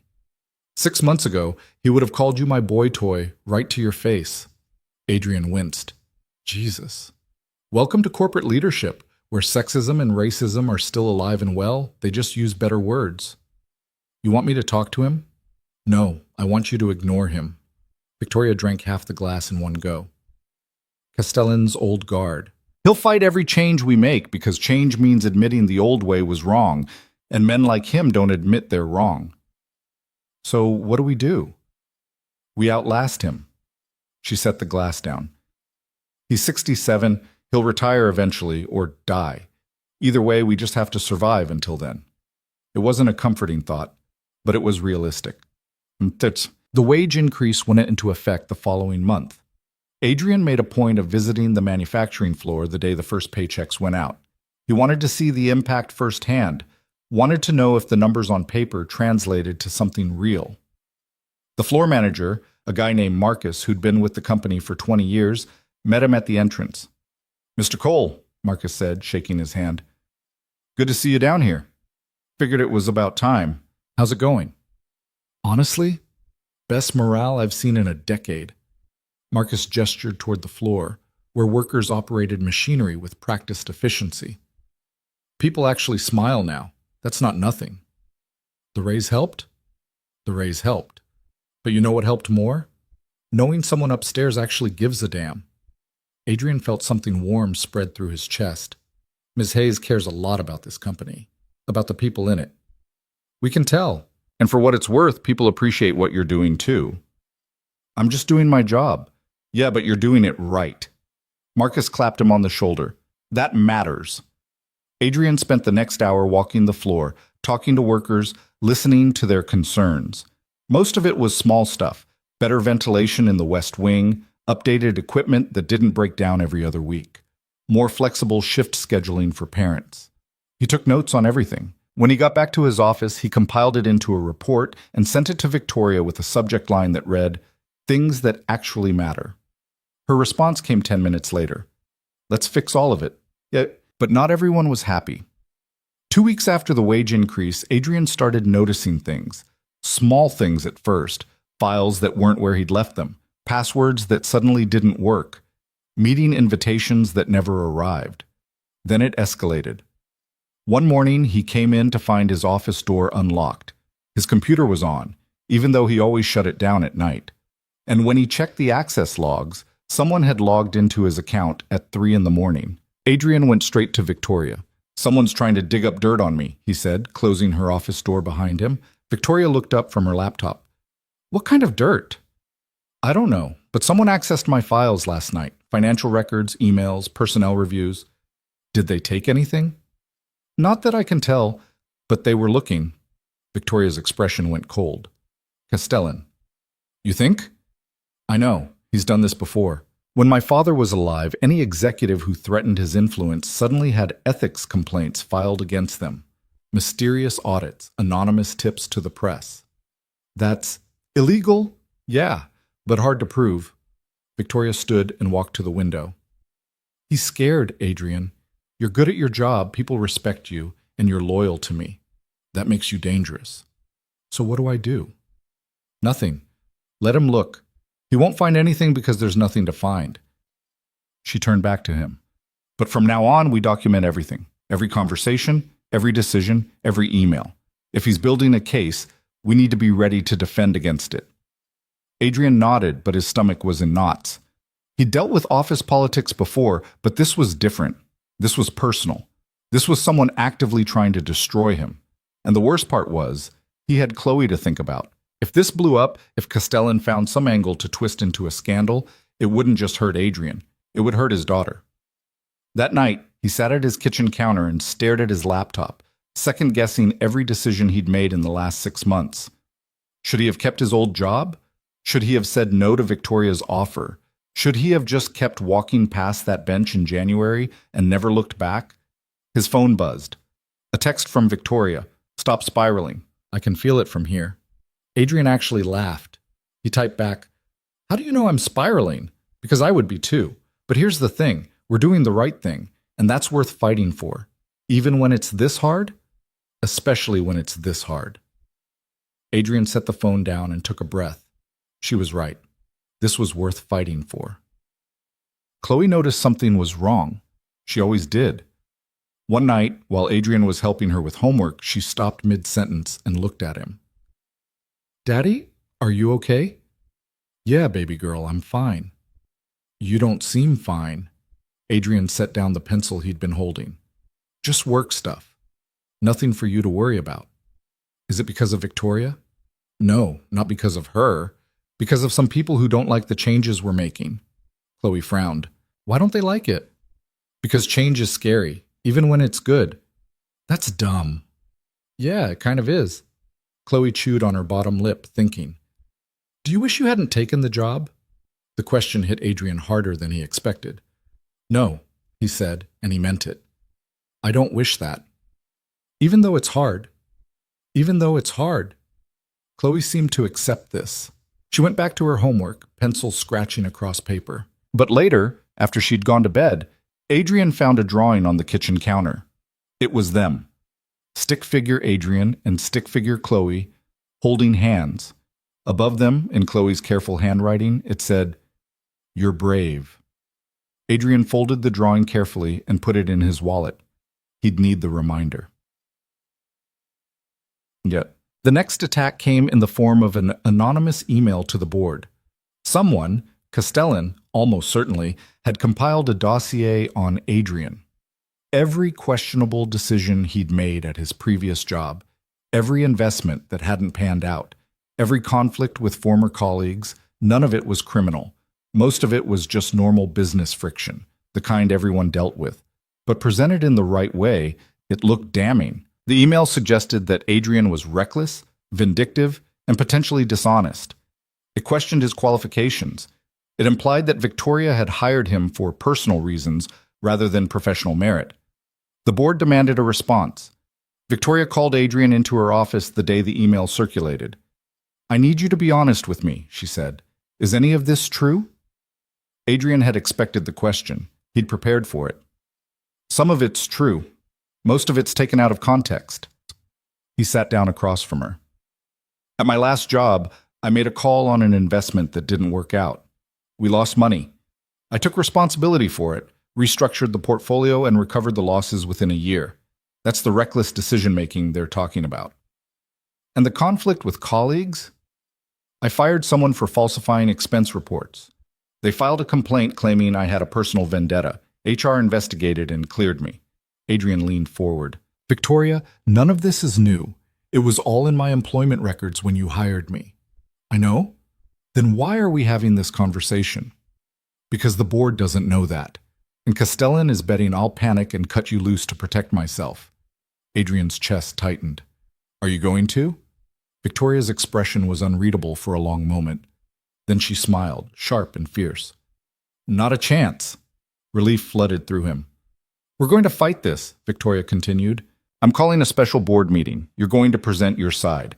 We're going to drag every piece of context into the light and make Castellan look like the petty, desperate man he is. That's risky. So is doing nothing. Adrian thought about it, about Chloe, about the life he'd built, about how easy it would be to walk away and let someone else fight this battle. But he thought about the workers on the manufacturing floor too, About Marcus saying people smiled now. About Victoria sitting on a bench in January, invisible and alone, until someone noticed. "Okay," he said. "Let's fight." The special board meeting was scheduled for the following week. Adrian spent every spare moment preparing. He compiled documentation for every accusation in the anonymous email. He gathered testimonials from former colleagues. He built a timeline that showed not just his failures, but his recoveries. Victoria helped, working late into the night alongside him, ordering takeout and coffee and refusing to let him give up when the task felt impossible.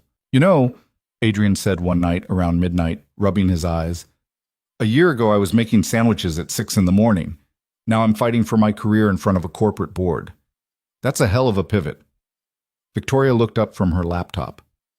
"Regret it? The sandwiches? No, those were simple. I meant all of it." Adrian considered the question seriously. "No, I don't regret it, but I won't lie. This is harder than I thought it would be. Most things worth doing are." "That's very fortune cookie of you," Victoria laughed. "I'm tired. My wisdom gets generic when I'm tired." They worked in companionable silence for another hour. Then Victoria said, "Adrian?" "Yeah?" "Thank you for not quitting. I'm stubborn. You should know that by now." "I do know, but I'm still grateful." Adrian met her eyes across the desk. Something passed between them. Understanding, maybe, or recognition. The knowledge that they were in this together, for better or worse. "We're going to win this," Adrian said. "Yeah," Victoria agreed. "We are." Mark. The morning of the board meeting, Adrian woke up at 4 a.m., too anxious to sleep. He made coffee, reviewed his notes for the 100th time, called Chloe, who was staying with a friend, just to hear her voice. "You're going to do great, Daddy," she said sleepily. "How do you know?" "Because you always do." The faith in her voice steadied him. "Thanks, baby girl. I love you. Love you too." The meeting started at 9. Adrian walked into the conference room with Victoria beside him, both of them dressed for battle in their best suits. The board was already seated, all 10 of them, including Castellan, who looked smug and satisfied. Victoria took her seat at the head of the table. Adrian sat beside her. "Let's begin," Victoria said crisply. "We're here to address the allegations raised in the anonymous email circulated last week. Mr. Cole will be presenting his response. I expect everyone to listen with an open mind and ask questions based on facts, not speculation." Castellan leaned back in his chair. "Of course, we're all very interested to hear his explanation." The condescension in his tone was deliberate. Adrian ignored it. He stood, connected his laptop to the projector, and began. For the next 45 minutes, he walked through every accusation. He provided context. He showed documentation. He presented testimonials from colleagues who vouched for his character and competence. He was thorough, methodical, unshakable. And he watched the mood in the room shift. Some board members started asking genuine questions, not attacks, but clarifications. Others looked uncomfortable, clearly realizing they'd been manipulated. Castellan's smugness faded. When Adrian finished, Victoria spoke. "Does anyone have additional questions for Mr. Cole?" Patricia Drummond raised her hand. "I have one. Mr. Cole, why didn't you disclose these incidents during your interview process?" "I did," Adrian said calmly. "They're all in my employment file. Ms. Hayes had access to everything before she made her offer." Drummond turned to Victoria. "Is that true?" "Completely true. I vetted Mr. Cole extensively before hiring him. Nothing in that email was news to me." Castellan finally spoke. "Ellen, then why are we here?" "Because someone tried to use out-of-context information to undermine my CFO's credibility," Victoria said coldly, "and I wanted to make sure the board understood that I won't tolerate that kind of manipulation." "You're accusing me."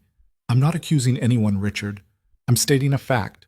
Someone sent that email. Someone compiled that dossier. And whoever did it wasted everyone's time with information that was already part of the hiring record." Castellan's face went red. This is over," Victoria interrupted. "Unless someone has a legitimate concern about Mr. Cole's performance, I'm calling this meeting adjourned." Silence. No one spoke. "Good," Victoria said. "Then we're done here." The board filed out slowly. Some members avoided eye contact. Others nodded at Adrian as they passed, a small acknowledgement that he'd won this round. Castellan was the last to leave. He stopped at the door and looked back at Victoria. "This isn't finished," he said quietly. "Yes," Victoria replied. "It is." He left. Adrian exhaled for what felt like the first time in hours. "You okay?" Victoria asked. "Yeah, I think so." "You did great." "We did great." Victoria smiled. "Yeah, we did." Well, that evening, Adrian picked up Chloe and took her out for pizza to celebrate. She asked how it went, and he gave her the kid-friendly version. "It went well. Everything's fine." "Did you win?" "Yeah, baby girl. I think I did." Chloe grinned. "I knew you would." They ate pizza and played video games and talked about nothing important, and for a few hours, Adrian let himself forget about corporate warfare and office politics. But later, after Chloe was asleep, he sat on the couch and let himself feel it. The exhaustion, the relief, the lingering anxiety that this wasn't really over, just paused. His phone buzzed. "Victoria, drink?" Adrian hesitated. Then, "Where?" "My place. I'll send the address." 20 minutes later, Adrian was standing outside a building in the financial district. Victoria lived on the top floor, a penthouse with views of the entire city. She answered the door in jeans and a t-shirt, barefoot, looking more relaxed than he'd ever seen her. "Come in," she said. The apartment was beautiful, modern, clean, expensive, but it was also lived in. Books stacked on the coffee table, a blanket thrown over the couch, photos on the walls, most of them older people Adrian assumed were family. Victoria handed him a glass of whiskey. "To surviving." Adrian clinked his glass against hers. "To surviving." They drank. Then Victoria said, "I'm sorry you had to go through that. It's not your fault." "It kind of is. You wouldn't be a target if I hadn't hired you. And I wouldn't have this life if you hadn't hired me. So it evens out." Victoria looked at him for a long moment. "You really don't regret it, do you?" "No, I really don't." "Even though it's complicated and messy and nothing like what you signed up for?" "That's life, isn't it? Complicated and messy?" Victoria laughed. "Yeah, I guess it is." They sat down on the couch, drinks in hand, city lights spread out below them. "Can I ask you something?" Adrian said. "Sure." "Why me?" "Really? You could have hired anyone. Someone with an MBA from Harvard. Someone who'd worked at bigger companies, handled bigger budgets. Why'd you pick me?" Victoria swirled her whiskey, thinking. "Because when you looked at me on that bench, you didn't see a homeless woman. You didn't see a problem or a charity case. You saw a person. And you treated me with dignity when I had nothing. That's not special. That's just basic decency." "Adrian, basic decency is a lot rarer than you think, especially in my world." She set her glass down. "I needed someone I could trust, someone who wouldn't try to use me or manipulate me or see me as a stepping stone to something else. And I knew, from those 4 months, that you were that person." Adrian didn't know what to say. Victoria smiled. "Plus, you're really good at your job. That helped." "Well, that's a relief."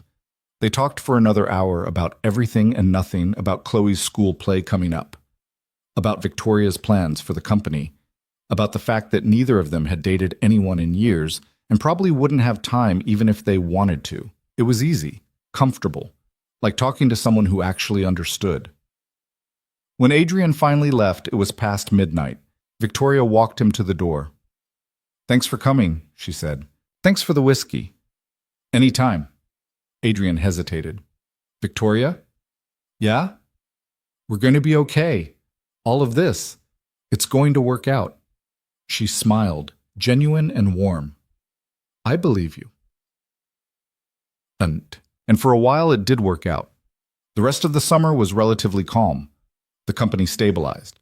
The wage increase improved morale just like Adrian had predicted. Profits dipped slightly but stayed healthy. Castellan stayed quiet, which made Adrian more nervous than if he'd been loud. But Victoria kept moving forward. She launched a profit-sharing program for employees. She implemented new environmental standards. She started a scholarship fund for kids whose parents worked at Hayes Industrial. Every change met resistance. Every change passed anyway. And slowly, the company started to look different, feel different, like something worth believing in.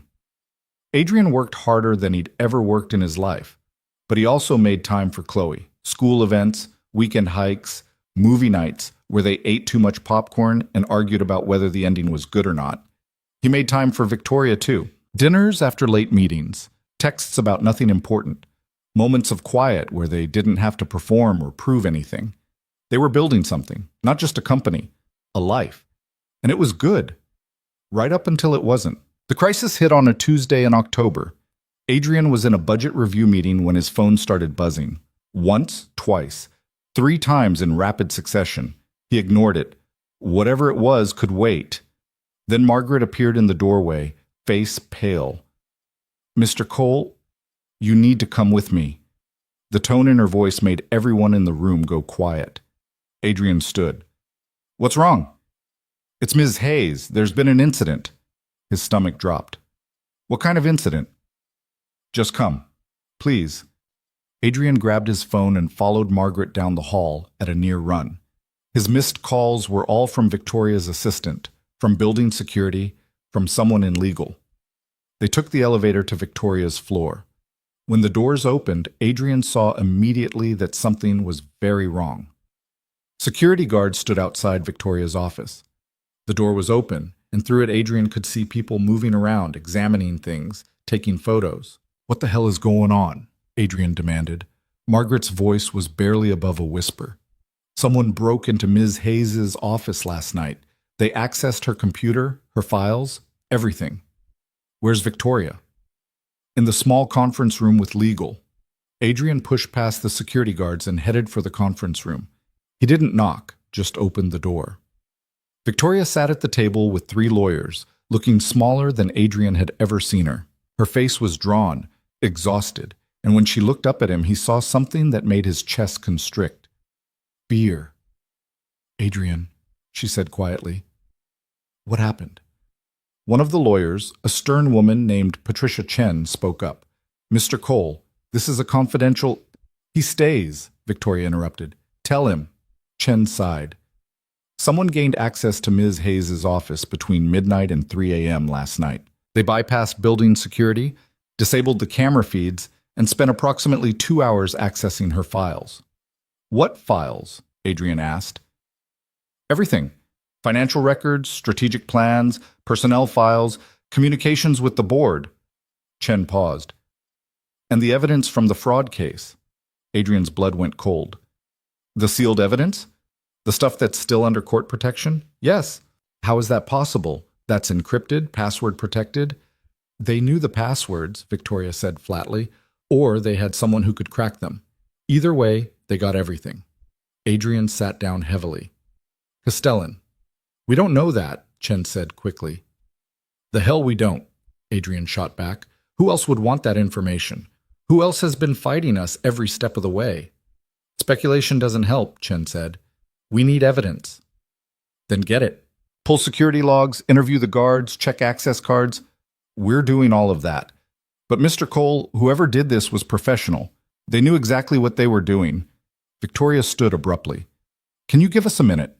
The lawyers exchanged glances, then filed out. When the door closed, Victoria walked to the window and pressed her forehead against the glass. "I can't believe this is happening again," she said quietly. Adrian went to her. "Hey, look at me." She turned and her eyes were wet. "We're going to fix this," Adrian said. "How?" "They have everything, Adrian, every strategy, every plan. They know exactly what we're going to do before we do it." "So we changed the plan." "It's not that simple." "It never is. But we've dealt with worse." "Have we?" Victoria's voice cracked. "Because right now it feels like I'm back on that bench, watching everything fall apart, and I can't stop it." Adrian took her hands. They were cold, trembling slightly. "You're not on that bench," he said firmly. "You're here. You have a company, a team, people who believe in you. You have me." Victoria looked at him, and something in her expression shifted. "Why do you always know what to say?" "I don't. I'm making it up as I go." She laughed, broken and wet. "We're so screwed." "Probably. But we'll figure it out." For a moment they just stood there, hands clasped, the weight of everything pressing down on them. Then Victoria pulled herself together. She wiped her eyes, straightened her shoulders, and the CEO came back. Okay, she said. We need to control the narrative before whoever took this leaks it. Agreed. What's the worst they have? Victoria thought about it. The fraud case details could embarrass some former executives, but that's already public knowledge. The strategic plans are valuable, but not devastating. The real problem is the personnel files. What's in them? Performance reviews, disciplinary actions, salary information, private conversations about board members. She met Adrian's eyes. Including everything about you, your hiring, the dossier Castellan compiled, my notes defending you. Adrian's jaw tightened. So if they leak it, it looks like I hired you for personal reasons and then protected you when questions were raised. It undermines everything we've built. That's not what happened. I know that. You know that. But it's how it'll look. Adrian paced the small room, thinking, what if we get ahead of it? How? We release it ourselves, on our terms, with context. Victoria stared at him. That's insane. So is waiting for them to control the story. If we put it out there first, the hiring records, the vetting process, the board presentations, we prove there was nothing inappropriate. The board will lose their minds. Some of them will. But the ones who matter, the ones who've actually seen your leadership, they'll understand. Adrian stopped pacing. Victoria, we can't win by hiding. We have to fight. She was quiet for a long moment, weighing the options. Then she nodded. Okay, let's do it. They spent the rest of the day preparing. Adrian compiled every document related to his hiring, employment records, interview notes, reference checks, the financial analysis that had justified his compensation. He organized it chronologically, building a narrative that was clear and defensible. Victoria worked with legal to determine what they could release without violating privacy laws or contractual obligations. It was a delicate balance, transparency versus protection, truth versus liability.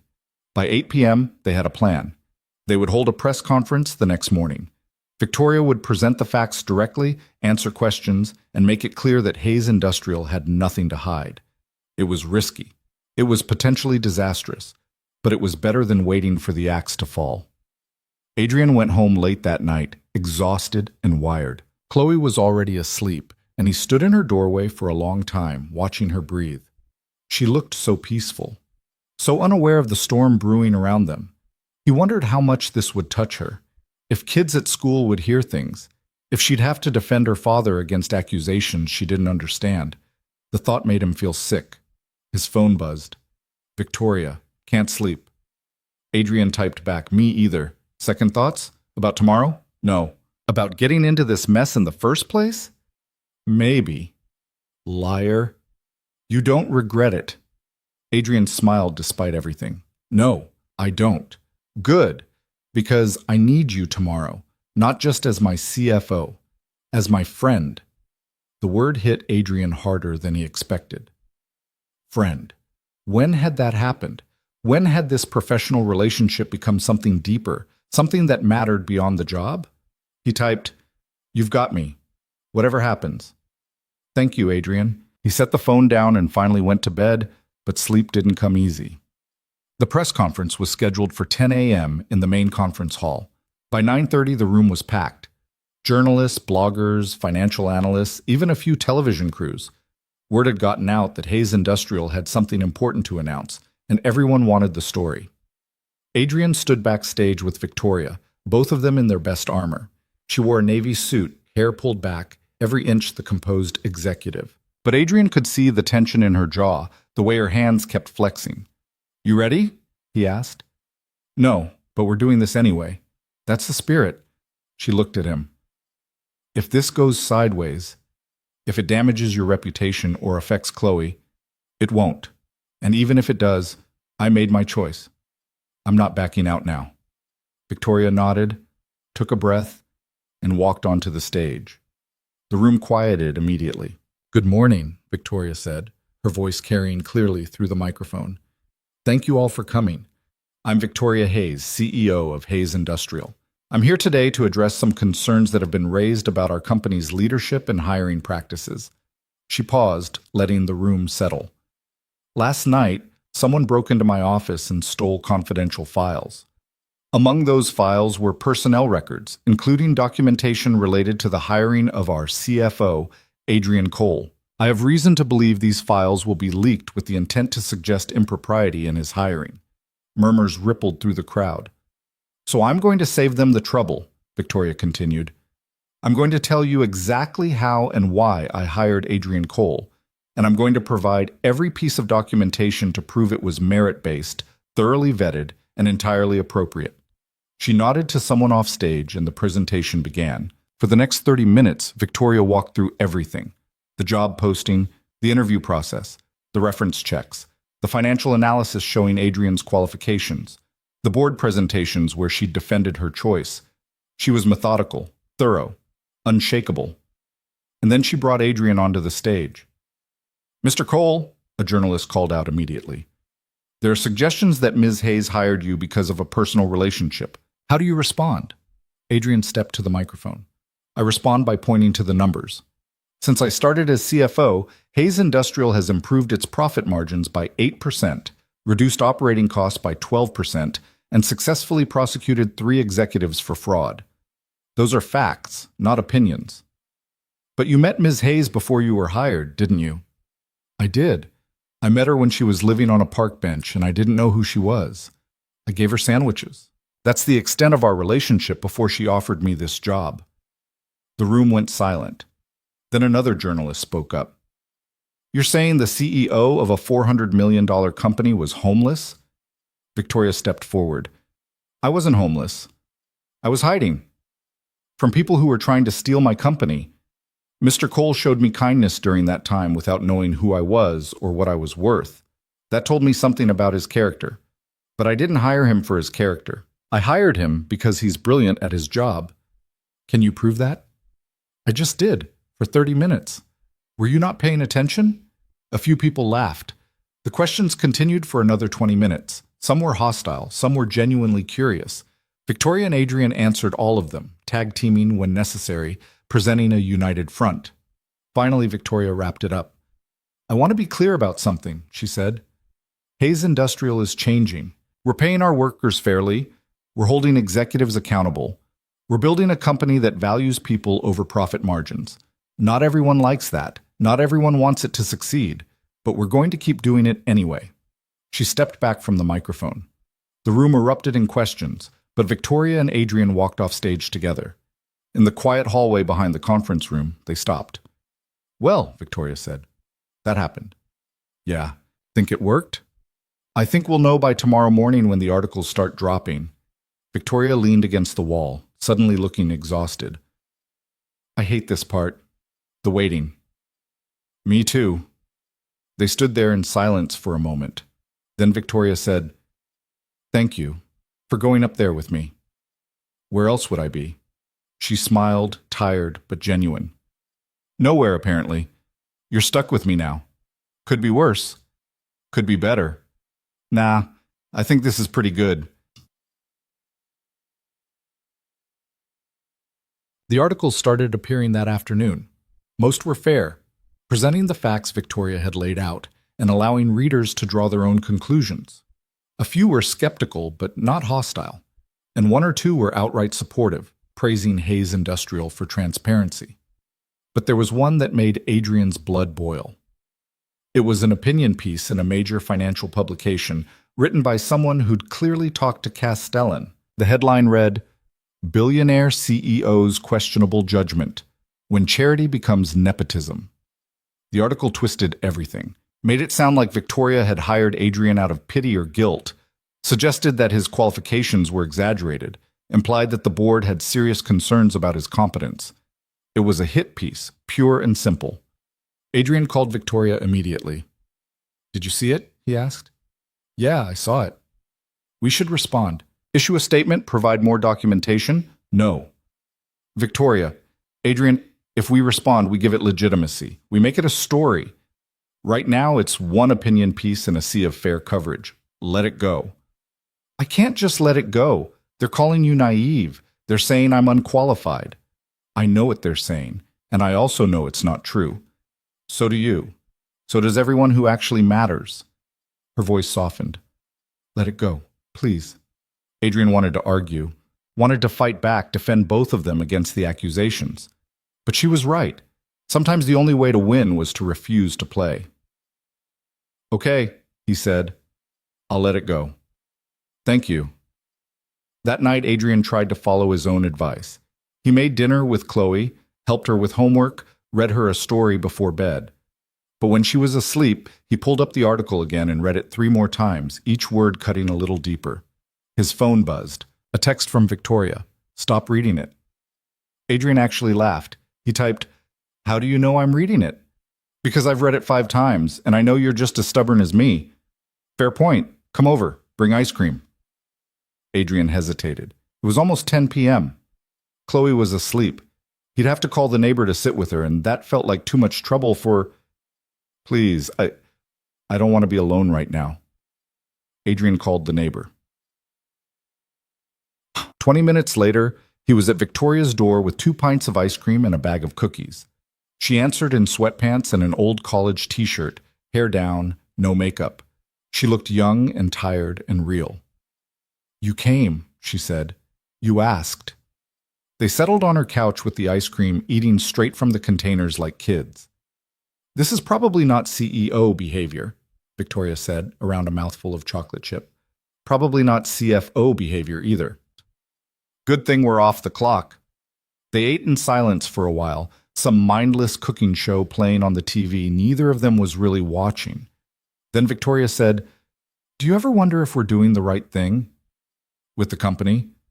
With everything, the changes, the fights, the constant battle against people who want us to fail." Adrian thought about it. "Sometimes, but then I think about Marcus on the manufacturing floor telling me people smile now. I think about your scholarship fund giving kids opportunities they wouldn't have had. I think about Chloe's drawings and what they meant to you when you had nothing." He set down his ice cream. "And I think, yeah, we're doing the right thing, even when it's hard, especially when it's hard." Victoria's eyes were bright. "You're a good person, Adrian Cole." "I'm really not. I'm just trying." "That's what makes you good. You keep trying even when it would be easier to quit." They sat closer now, shoulders touching, the space between them comfortable and warm. "Can I tell you something?" Victoria asked quietly. "Anything." "When I was on that bench, I thought I'd lost everything. My company, my reputation, my sense of self. And then you showed up with your sandwiches and your daughter's drawings, and you treated me like I mattered, like I was visible." She turned to look at him. "You saved me, Adrian. Not the company. Me." Adrian's throat went tight. "You saved yourself. I just showed up." "No, you did more than that. You reminded me that kindness exists, that not everyone's out to use you or hurt you or take what you have." Her voice dropped to barely a whisper. "You reminded me what it feels like to trust someone."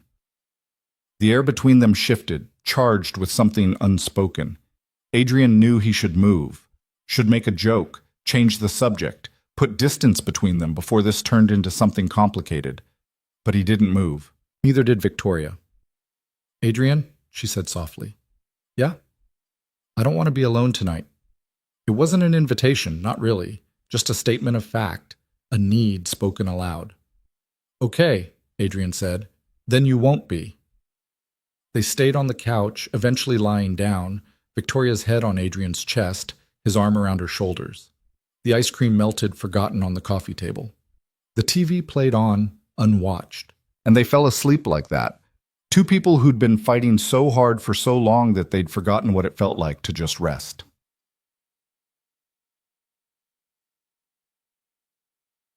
Adrian woke to his phone ringing at 6 a.m.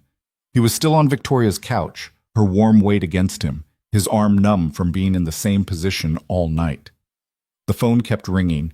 He carefully extracted himself and grabbed it. Margaret. "Hello?" His voice was rough with sleep. "Mr. Cole, I'm so sorry to call this early, but you need to see the news." Adrian's stomach dropped. "What news?" "Just turn on Channel 7. I'll see you at the office." She hung up. Adrian found the remote and switched channels. It took a moment to find Channel 7, and when he did, his blood went cold. The headline scrolling across the bottom of the screen read, "Hayes Industrial Board Member Arrested in Corporate Espionage Case." And there, in handcuffs being led out of his home, was Richard Castellan. Victoria stirred beside him. "What's going on?" Adrian turned up the volume. The reporter was speaking. "Arrested early this morning in connection with the break-in at Hayes Industrial Headquarters. Sources say building security footage captured Mr. Castellan accessing the executive floor after hours, and that his office keycard was used to bypass multiple secure areas. The district attorney's office has confirmed they are pursuing charges of corporate espionage, theft of trade secrets, and obstruction of justice." Victoria sat up, fully awake now. "Oh my God." They watched in silence as the report continued, showing footage of Castellan being loaded into a police car, his face pale and drawn. Adrian's phone rang again. This time it was Chen, the lawyer. "Mr. Cole, I assume you've seen the news." "Yeah, what happened?" "Building security finally cracked the access logs from the night of the break-in. Turns out Castellan made a critical mistake. He used his own keycard to get past one of the internal checkpoints. They have him on camera." "Holy shit." "Indeed, the DA moved fast once we provided the evidence. He's facing serious charges."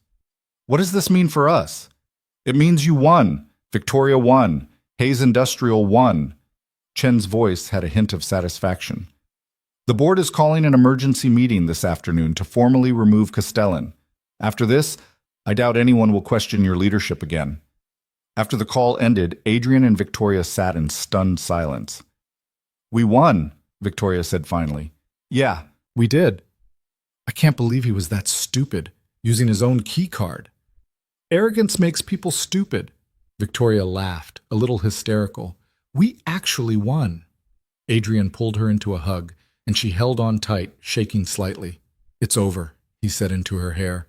"The worst of it is over." "Promise?" "I promise." They stayed like that for a long time, holding each other in the early morning light, the weight of the last year finally lifting. The emergency board meeting that afternoon was swift and decisive. Castellan was removed from the board with a unanimous vote. 2 other members who'd been his closest allies resigned rather than face questions about their own involvement. Victoria appointed 3 new board members, people she'd vetted carefully, people who believed in the direction she was taking the company. For the first time since she'd taken control, she had a board that actually supported her. The relief was almost overwhelming. That evening, Victoria called an all-hands meeting. Every employee who could attend packed into the main auditorium, hundreds of faces looking up at the stage where she stood. "I want to thank you all for your patience over the last year," Victoria said. "I know it's been chaotic. I know there have been moments when it seemed like this company might not survive." She paused, looking out at the crowd. "But we did survive. Because of you. Because you showed up every day and did your jobs and believed in what we're building here." Applause rippled through the room. "We're not perfect," Victoria continued. "We're going to make mistakes. We're going to face challenges. But I promise you this. We will face them with integrity. We will treat you with respect. And we will build something worth being proud of." The applause grew louder. Adrian watched from the side of the stage, and something in his chest expanded. This was it. This was what they'd been fighting for. Not just a company, a community. After the meeting, employees came up to shake Victoria's hand, to thank her, to tell her stories about how the changes had affected their lives. One woman, a line worker named Sandra, had tears in her eyes. "My daughter starts college next fall," she said. "Because of your scholarship fund. I never thought we'd be able to afford it, but now—" Her voice broke. Thank you so much." Victoria hugged her, and Adrian saw her blinking back her own tears. Later, much later, when everyone had gone home and the building was quiet, Adrian found Victoria in her office, staring out at the city. "You okay?" he asked. "Yeah, just processing." He came to stand beside her. "Hell of a day." "Hell of a year." "True." Victoria turned to him. "I couldn't have done this without you." "Yeah, you could have." "No, I really couldn't." She took his hand. "You've been my partner through all of this, my friend, my—" She stopped, and Adrian saw her searching for the right word. He didn't need her to find it. "I know," he said simply. "Me too." They stood there, hands clasped, looking out at the city they'd fought so hard to make a difference in. And for the first time in what felt like forever, the future looked clear. The weeks after Castellan's arrest felt like breathing for the first time in months. The board was cooperative, almost enthusiastic. The press coverage shifted from skeptical to cautiously optimistic. Employee morale hit levels Adrian had never seen in any company he'd worked for, and for a brief, shining moment, it seemed like maybe they'd actually pulled it off. But Adrian knew better than to trust moments like these. He'd learned that good things were fragile, that success made you a target, that the higher you climbed, the farther you had to fall. So he kept working, kept pushing, kept looking over his shoulder for the next crisis. It came from a direction he didn't expect. It came from Chloe. She'd been quiet lately, more withdrawn than usual. Adrian had noticed, but chalked it up to normal 8-year-old moods, the kind of thing that came and went with homework stress or friend drama. But one night in late October, she came into the kitchen while he was making dinner and said, "Daddy, can I ask you something?" "Always, baby girl." "Do you like Victoria?" Adrian's hand froze on the knife he'd been using to chop vegetables. "What do you mean?" "I mean like her. The way grown-ups like each other." His heart hammered. "Why are you asking?" Chloe shrugged, trying to look casual but failing. "I don't know. You talk about her a lot. You smile when she texts. And sometimes you come home really late and you smell like her perfume." Adrian set down the knife carefully. He should have seen this coming, should have realized that Chloe, who noticed everything, would pick up on the shift in his relationship with Victoria. Because there had been a shift. It started after that night on the couch, after Castellan's arrest, after all the adrenaline and fear and relief had crashed into something softer. They'd started spending more time together outside of work. Dinners that weren't about business, conversations that had nothing to do with the company, moments where they were just Adrian and Victoria, not CFO and CEO. They hadn't labeled it, hadn't discussed what it meant, but Chloe had noticed anyway. "I care about her," Adrian said carefully. "She's important to me." "But do you like her?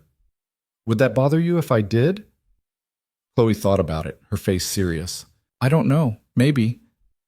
"Why?" "Because what if she stops liking you? What if she decides she doesn't want us around anymore?" Adrian's chest tightened. He knelt down so he was eye level with his daughter. "Chloe, Victoria isn't going anywhere. Even if things changed between us, she'd still care about you. You know that, right?" "How do you know?" "Because I know her, and I know how much you mean to her." Chloe's eyes were wet. "But what if you're wrong? What if she's just being nice because she feels bad about how we met her? That's not why she cares about you." "How do you know?" It was a fair question, and Adrian realized he didn't have a perfect answer, just a feeling built on months of watching Victoria interact with Chloe, seeing the genuine warmth in her eyes when his daughter talked about school or showed her a new drawing. "I know," Adrian said finally, "because people who are just being nice don't remember every detail you tell them. They don't show up to your art shows. They don't ask about your science projects or laugh at your jokes or keep every single thing you make for them." Chloe sniffled. "She keeps my drawings. All of them, in a special box." "Really? Really?" Chloe wiped her eyes. "Okay. Okay? I think it's okay if you like her, as long as you don't forget about me." Adrian pulled her into a hug. "Baby girl, I could never forget about you. You're the most important person in my entire world. Nothing and no one will ever change that. Promise?" "Promise." They stayed like that for a long moment, Adrian breathing in the kid shampoo smell of his daughter's hair, feeling the weight of responsibility and love that had defined every decision he'd made since she was born. When they pulled apart, Chloe said, "Can I meet her? Like, actually meet her? Not just at school things?" "You want that?" "Yeah, I think so." Adrian smiled. "I'll ask her." He texted Victoria that night after Chloe was asleep. "Chloe wants to have dinner with you. With us. Like an actual dinner, not a work thing." The response came quickly. "I'd love that." "When?" "This weekend? Saturday? Perfect." "My place or yours?" Adrian thought about it. His apartment was smaller, more lived in, full of Chloe's things and the comfortable chaos of single parenthood. Victoria's penthouse was beautiful but formal, the kind of place where you worried about breaking something expensive. Yours. "But we're cooking." "And you're helping. I don't cook. You're learning. Saturday at 4. Bring an apron." I don't own an apron. Then buy one. This is happening. There was a pause. Then, okay, but if I set your kitchen on fire, that's on you. Adrian laughed out loud. Saturday came faster than he expected. Chloe was nervous, changing her outfit 3 times and asking repeatedly if her hair looked okay. You look perfect, Adrian said for the 4th time. What if she doesn't like me? She already likes you. She's liked you since you started leaving drawings in my bag. But what if she's just pretending? Adrian knelt down and took her hands.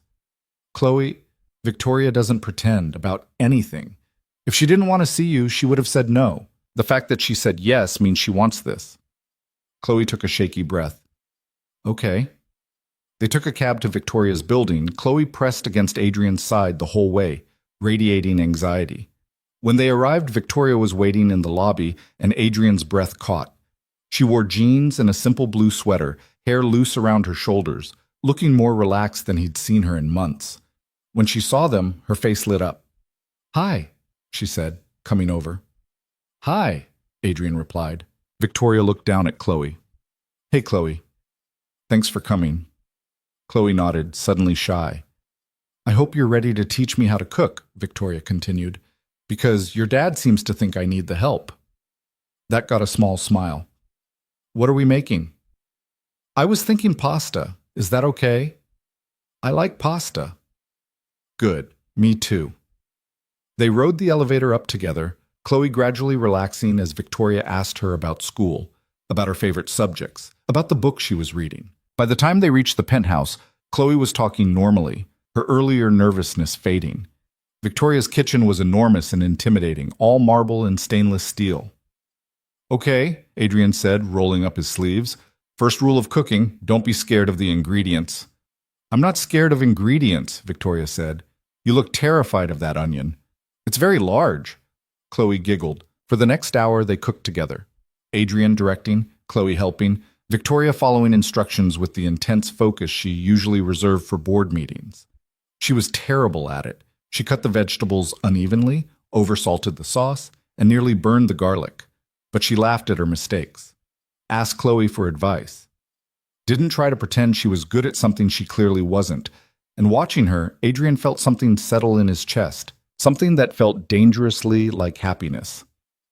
They ate dinner at Victoria's dining table, pasta that was slightly imperfect but delicious, conversation flowing easily. Chloe told Victoria about the drama in her 3rd grade class, about the boy who kept pulling her hair and the teacher who didn't believe her when she said she'd finished reading the whole library section. Victoria listened like it was the most important thing in the world. You know, she said thoughtfully, when I was your age, there was a boy who kept taking my lunch. Every day. And when I told the teacher, she said I was making it up. What did you do? Chloe asked. I waited until lunch, and when he tried to take my sandwich, I dumped my entire thermos of soup on his head. Chloe's eyes went wide. You didn't. I absolutely did. Got sent to the principal's office. Totally worth it. Chloe laughed, delighted. Did you get in trouble? Oh yeah. Big trouble. But he never took my lunch again. That's so cool, Victoria smiled. The point is, sometimes you have to stand up for yourself even when it's hard, even when people don't believe you. Is that what you did when those people tried to steal your company? The question surprised both adults. Victoria met Chloe's eyes. Yeah, that's exactly what I did. I'm glad you won. Me too. After dinner, Chloe asked if she could draw, and Victoria set her up with paper and markers at the coffee table while she and Adrian cleaned the kitchen. They worked in comfortable silence for a while, loading the dishwasher and wiping down counters. Then Victoria said quietly, She's amazing. Yeah, she is. You did good, raising her alone. I did my best. Some days that was barely enough. It was more than enough. Victoria turned to him. Adrian, can I ask you something? Sure. What are we doing? He knew what she meant, the question he'd been avoiding asking himself for weeks. I don't know, he said honestly. What do you want to be doing? I want... She stopped, searching for words. I want this. Whatever this is. You and Chloe and dinners that have nothing to do with work. I want to feel like a person again, not just a CEO. You are a person. I know. but I forget sometimes. Until I'm with you. Adrian's throat went tight. Victoria, I'm not asking for a commitment or a label or anything complicated, she said quickly. I just want you to know that I care about you, both of you. And if there's a version of the future where we figure this out, I want to try for it. Adrian looked over at Chloe, bent over her drawing, completely absorbed. Then he looked back at Victoria. I want that too, he said. But Chloe comes first. Always. I know, I wouldn't expect anything less. And we take it slow. We don't rush into something just because it feels good right now. Agreed. And if it doesn't work, if we realize this was a mistake, we handle it like adults. No drama, no blame. Victoria smiled. You've really thought about this. I'm a planner. I noticed. She stepped closer, and Adrian's heart rate picked up. So we're doing this? She asked. I think we're trying to do this. That's good enough for me. She kissed him then, soft and careful, a promise rather than a claim. When they pulled apart, Chloe was watching from the couch with a knowing smile.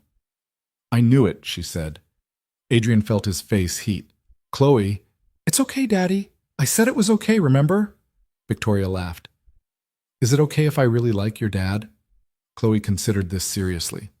Only if you promise to keep being nice to me even when he makes you mad. Deal. Do you promise to tell me when I mess up? Because I probably will. Deal. They shook on it, solemn as a business contract. And just like that, the fear Adrian had been carrying loosened its grip. The next few months were better than Adrian could have hoped for. Work stabilized. The company continued to grow under Victoria's leadership, and the changes they'd implemented started showing real results. Employee turnover dropped by 30%. Productivity increased. Customer satisfaction ratings went up. But more than that, the culture changed. People smiled in the hallways. They talked about the company with pride instead of cynicism. They believed in what they were building. Adrian and Victoria were careful about their relationship at work. They kept it professional in meetings, didn't let it affect their decisions, made sure everyone knew that merit still mattered above everything else. But after hours, they were just Adrian and Victoria. Dinners at her place or his, movie nights with Chloe, weekend hikes where they didn't talk about work at all. It wasn't perfect. They argued sometimes about company strategy, about parenting decisions, about whose turn it was to pick the restaurant. Victoria worked too much and forgot to sleep. Adrian worried too much and forgot to relax. But they figured it out. They learned each other's patterns, their triggers, their tells. They learned how to be partners in every sense of the word. One Saturday in December, almost a year after that first morning in the park, Victoria took Adrian and Chloe ice skating. Chloe took to it immediately, gliding across the ice with the fearlessness of childhood. Victoria was less graceful, clinging to the railing and cursing every time her feet slipped. Adrian skated over to her. Need help? I'm fine. You're white-knuckling that rail. I'm maintaining my balance. He offered his hand. Trust me. Victoria looked at him, then at his hand, then back at his face. Then she let go of the rail and took his hand. They skated together slowly, Adrian steady and sure, Victoria gradually finding her rhythm. See, he said, not so bad. I still hate this. Liar, you're smiling. She was. Maybe a little. Chloe skated past them, showing off. Look, I can go backwards. That's great, baby girl, Adrian called. Don't fall. I won't. Victoria watched Chloe with a soft expression. She's gotten so confident. Yeah, I think having you around helped with that. How so? She sees a woman who's strong and smart and doesn't back down. That matters. Victoria squeezed his hand. I'm not that strong. Yes, you are. You just forget sometimes. They skated in silence for a moment, the cold air sharp and clean, the lights strung around the rink twinkling like stars. Then Victoria said, I love you. Adrian's heart stopped, started again, beat too fast. I know that's probably too soon, Victoria continued quickly. And I'm not expecting you to say it back. I just wanted you to know that I love you and Chloe and this life we're building. Adrian pulled her to a stop, right there in the middle of the rink, people skating around them. It's not too soon, he said. And I love you too. Victoria's eyes went bright. Yeah?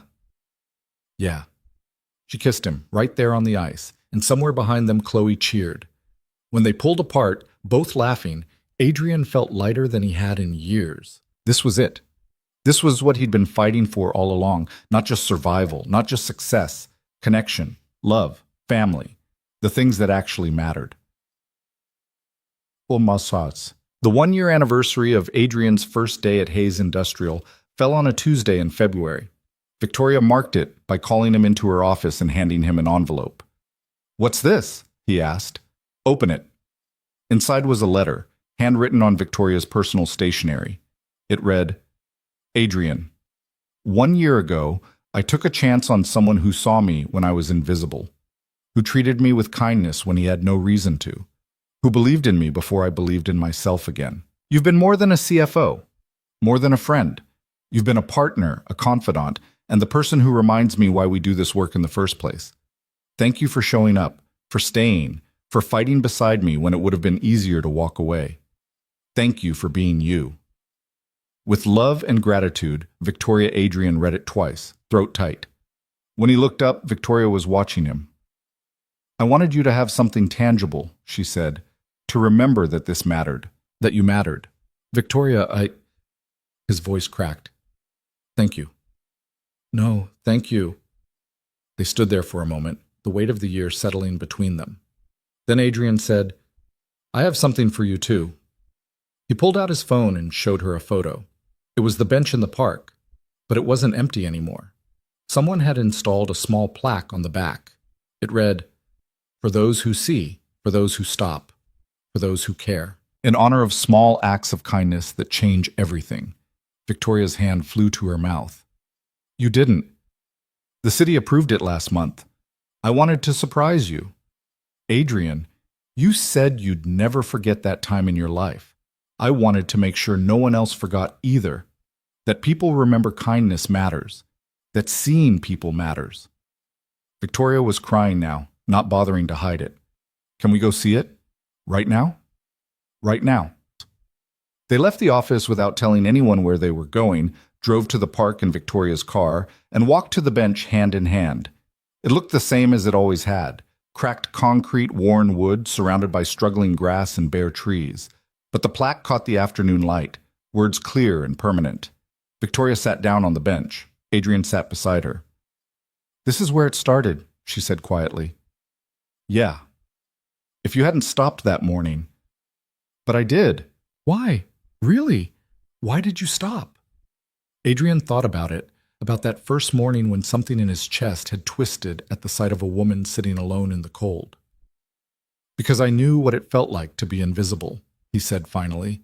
"When Chloe's mom left, when I was broke and scared and trying to hold it together, I felt like I didn't exist, like I was just going through the motions and no one noticed." He looked at Victoria. "And I promised myself that if I ever got to a place where I was stable, where I had enough, I'd see people the way I wished someone had seen me. I'd stop. I'd notice. I'd help if I could.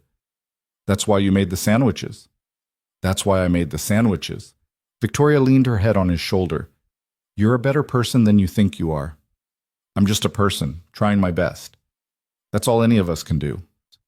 They sat there for a long time, watching the park come to life around them. Joggers, dog walkers, kids playing, people living their ordinary lives without knowing the story this bench held. Eventually, Victoria said, "I want to do more." "More what?" "More of this. The scholarship fund was just the start. I want to create a foundation, fund programs that help people who are invisible. Homeless services, job training, mental health support. All the things I needed when I was here. That's a big undertaking. I know. But I can't shake the feeling that I survived for a reason, that all of this, the company, the fight, finding you, it was leading to something bigger." Adrian squeezed her hand. "Then let's do it. Together." "Together," Victoria agreed. The Hayes Foundation launched 6 months later. It started small, a pilot program in the city, partnering with existing shelters and job training centers, funding support services for people experiencing homelessness. But it grew quickly. Victoria was relentless, using every connection she had, every dollar she could spare, to build something that mattered. Adrian helped manage the finances, making sure the money went where it was supposed to go, that the programs actually worked. And Chloe, now 9 years old and wise beyond her years, became the unofficial face of the Foundation's youth outreach program, talking to kids about kindness and dignity and seeing people who were invisible. One day, during a Foundation event, a reporter asked Victoria why she'd started it. "Because someone saw me when I had nothing," she said simply. "And that changed everything. I want to make sure other people have that chance too." "Who was it that saw you?" Victoria looked across the room at Adrian, who was talking with Chloe about the art display they'd put together for the event. "Someone who taught me that kindness doesn't require a reason beyond it being the right thing to do." The reporter pressed for details, but Victoria just smiled and moved on to the next question. Some stories didn't need to be told in full. Some stories were better lived than explained. 2 years after that first morning in the park, on a bright Saturday in April, Adrian and Victoria got married. It was a small ceremony, just close friends, family, and the people who'd been part of the journey. Chloe was the flower girl, beaming in her purple dress, scattering petals with the seriousness of someone performing heart surgery. They held it in the park, right next to the bench. When the officiant asked if anyone objected, Chloe raised her hand. Everyone laughed. "Do you have an objection, Chloe?" the officiant asked, playing along. "No, I just want to say something." "Go ahead." Chloe looked at Adrian and Victoria. "I'm really glad you found each other, and I'm really glad you let me be part of this. You're both the best, and I love you." There wasn't a dry eye in the crowd. After the ceremony, during the reception, Marcus from the manufacturing floor came up to Adrian. "Mr. Cole, I just wanted to say thank you." "For what?" "For proving that good people can win, that doing the right thing actually matters." He shook Adrian's hand firmly. "You and Ms. Hayes, Victoria, you changed lives. Not just at the company, everywhere. We just did what needed to be done." "Exactly. That's what makes it matter." Later, when the sun was setting and the guests were starting to leave, Adrian found himself back at the bench with Victoria, both of them still in their wedding clothes. "Can you believe we're here?" Victoria asked. "No, but I'm glad we are." "Me too." She leaned against him, and they watched the light fade over the park. "You know what I think about sometimes?" Victoria said. "What?" "That morning you first stopped. If you'd been 30 seconds later, if you'd taken a different route, if you'd decided not to bother, none of this happens. No us, no Foundation, no second chance." "But I didn't take a different route. I showed up." "Why?" Adrian thought about all the reasons, all the justifications, all the explanations he'd given over the years. But in the end, it came down to something simple. "Because I saw someone who needed help, and I had the ability to help, so I did." Victoria smiled. "That's the most you answer I've ever heard." "It's the truth." "I know. That's what I love about it." They sat there until the stars came out, two people who'd found each other in the unlikeliest of places, who'd built something real from nothing but kindness and stubbornness and the refusal to look away. And when they finally stood to leave, Adrian looked back at the bench one last time. It was empty now, waiting for the next person who needed it. Waiting for the next person who'd notice. Waiting for the next story to begin. Because kindness didn't end. It rippled outward, touching lives in ways you couldn't predict or measure. All you could do was show up, see people, care. Everything else would follow. Adrian took Victoria's hand and they walked out of the park together, toward whatever came next. And it was enough. More than enough. It was everything.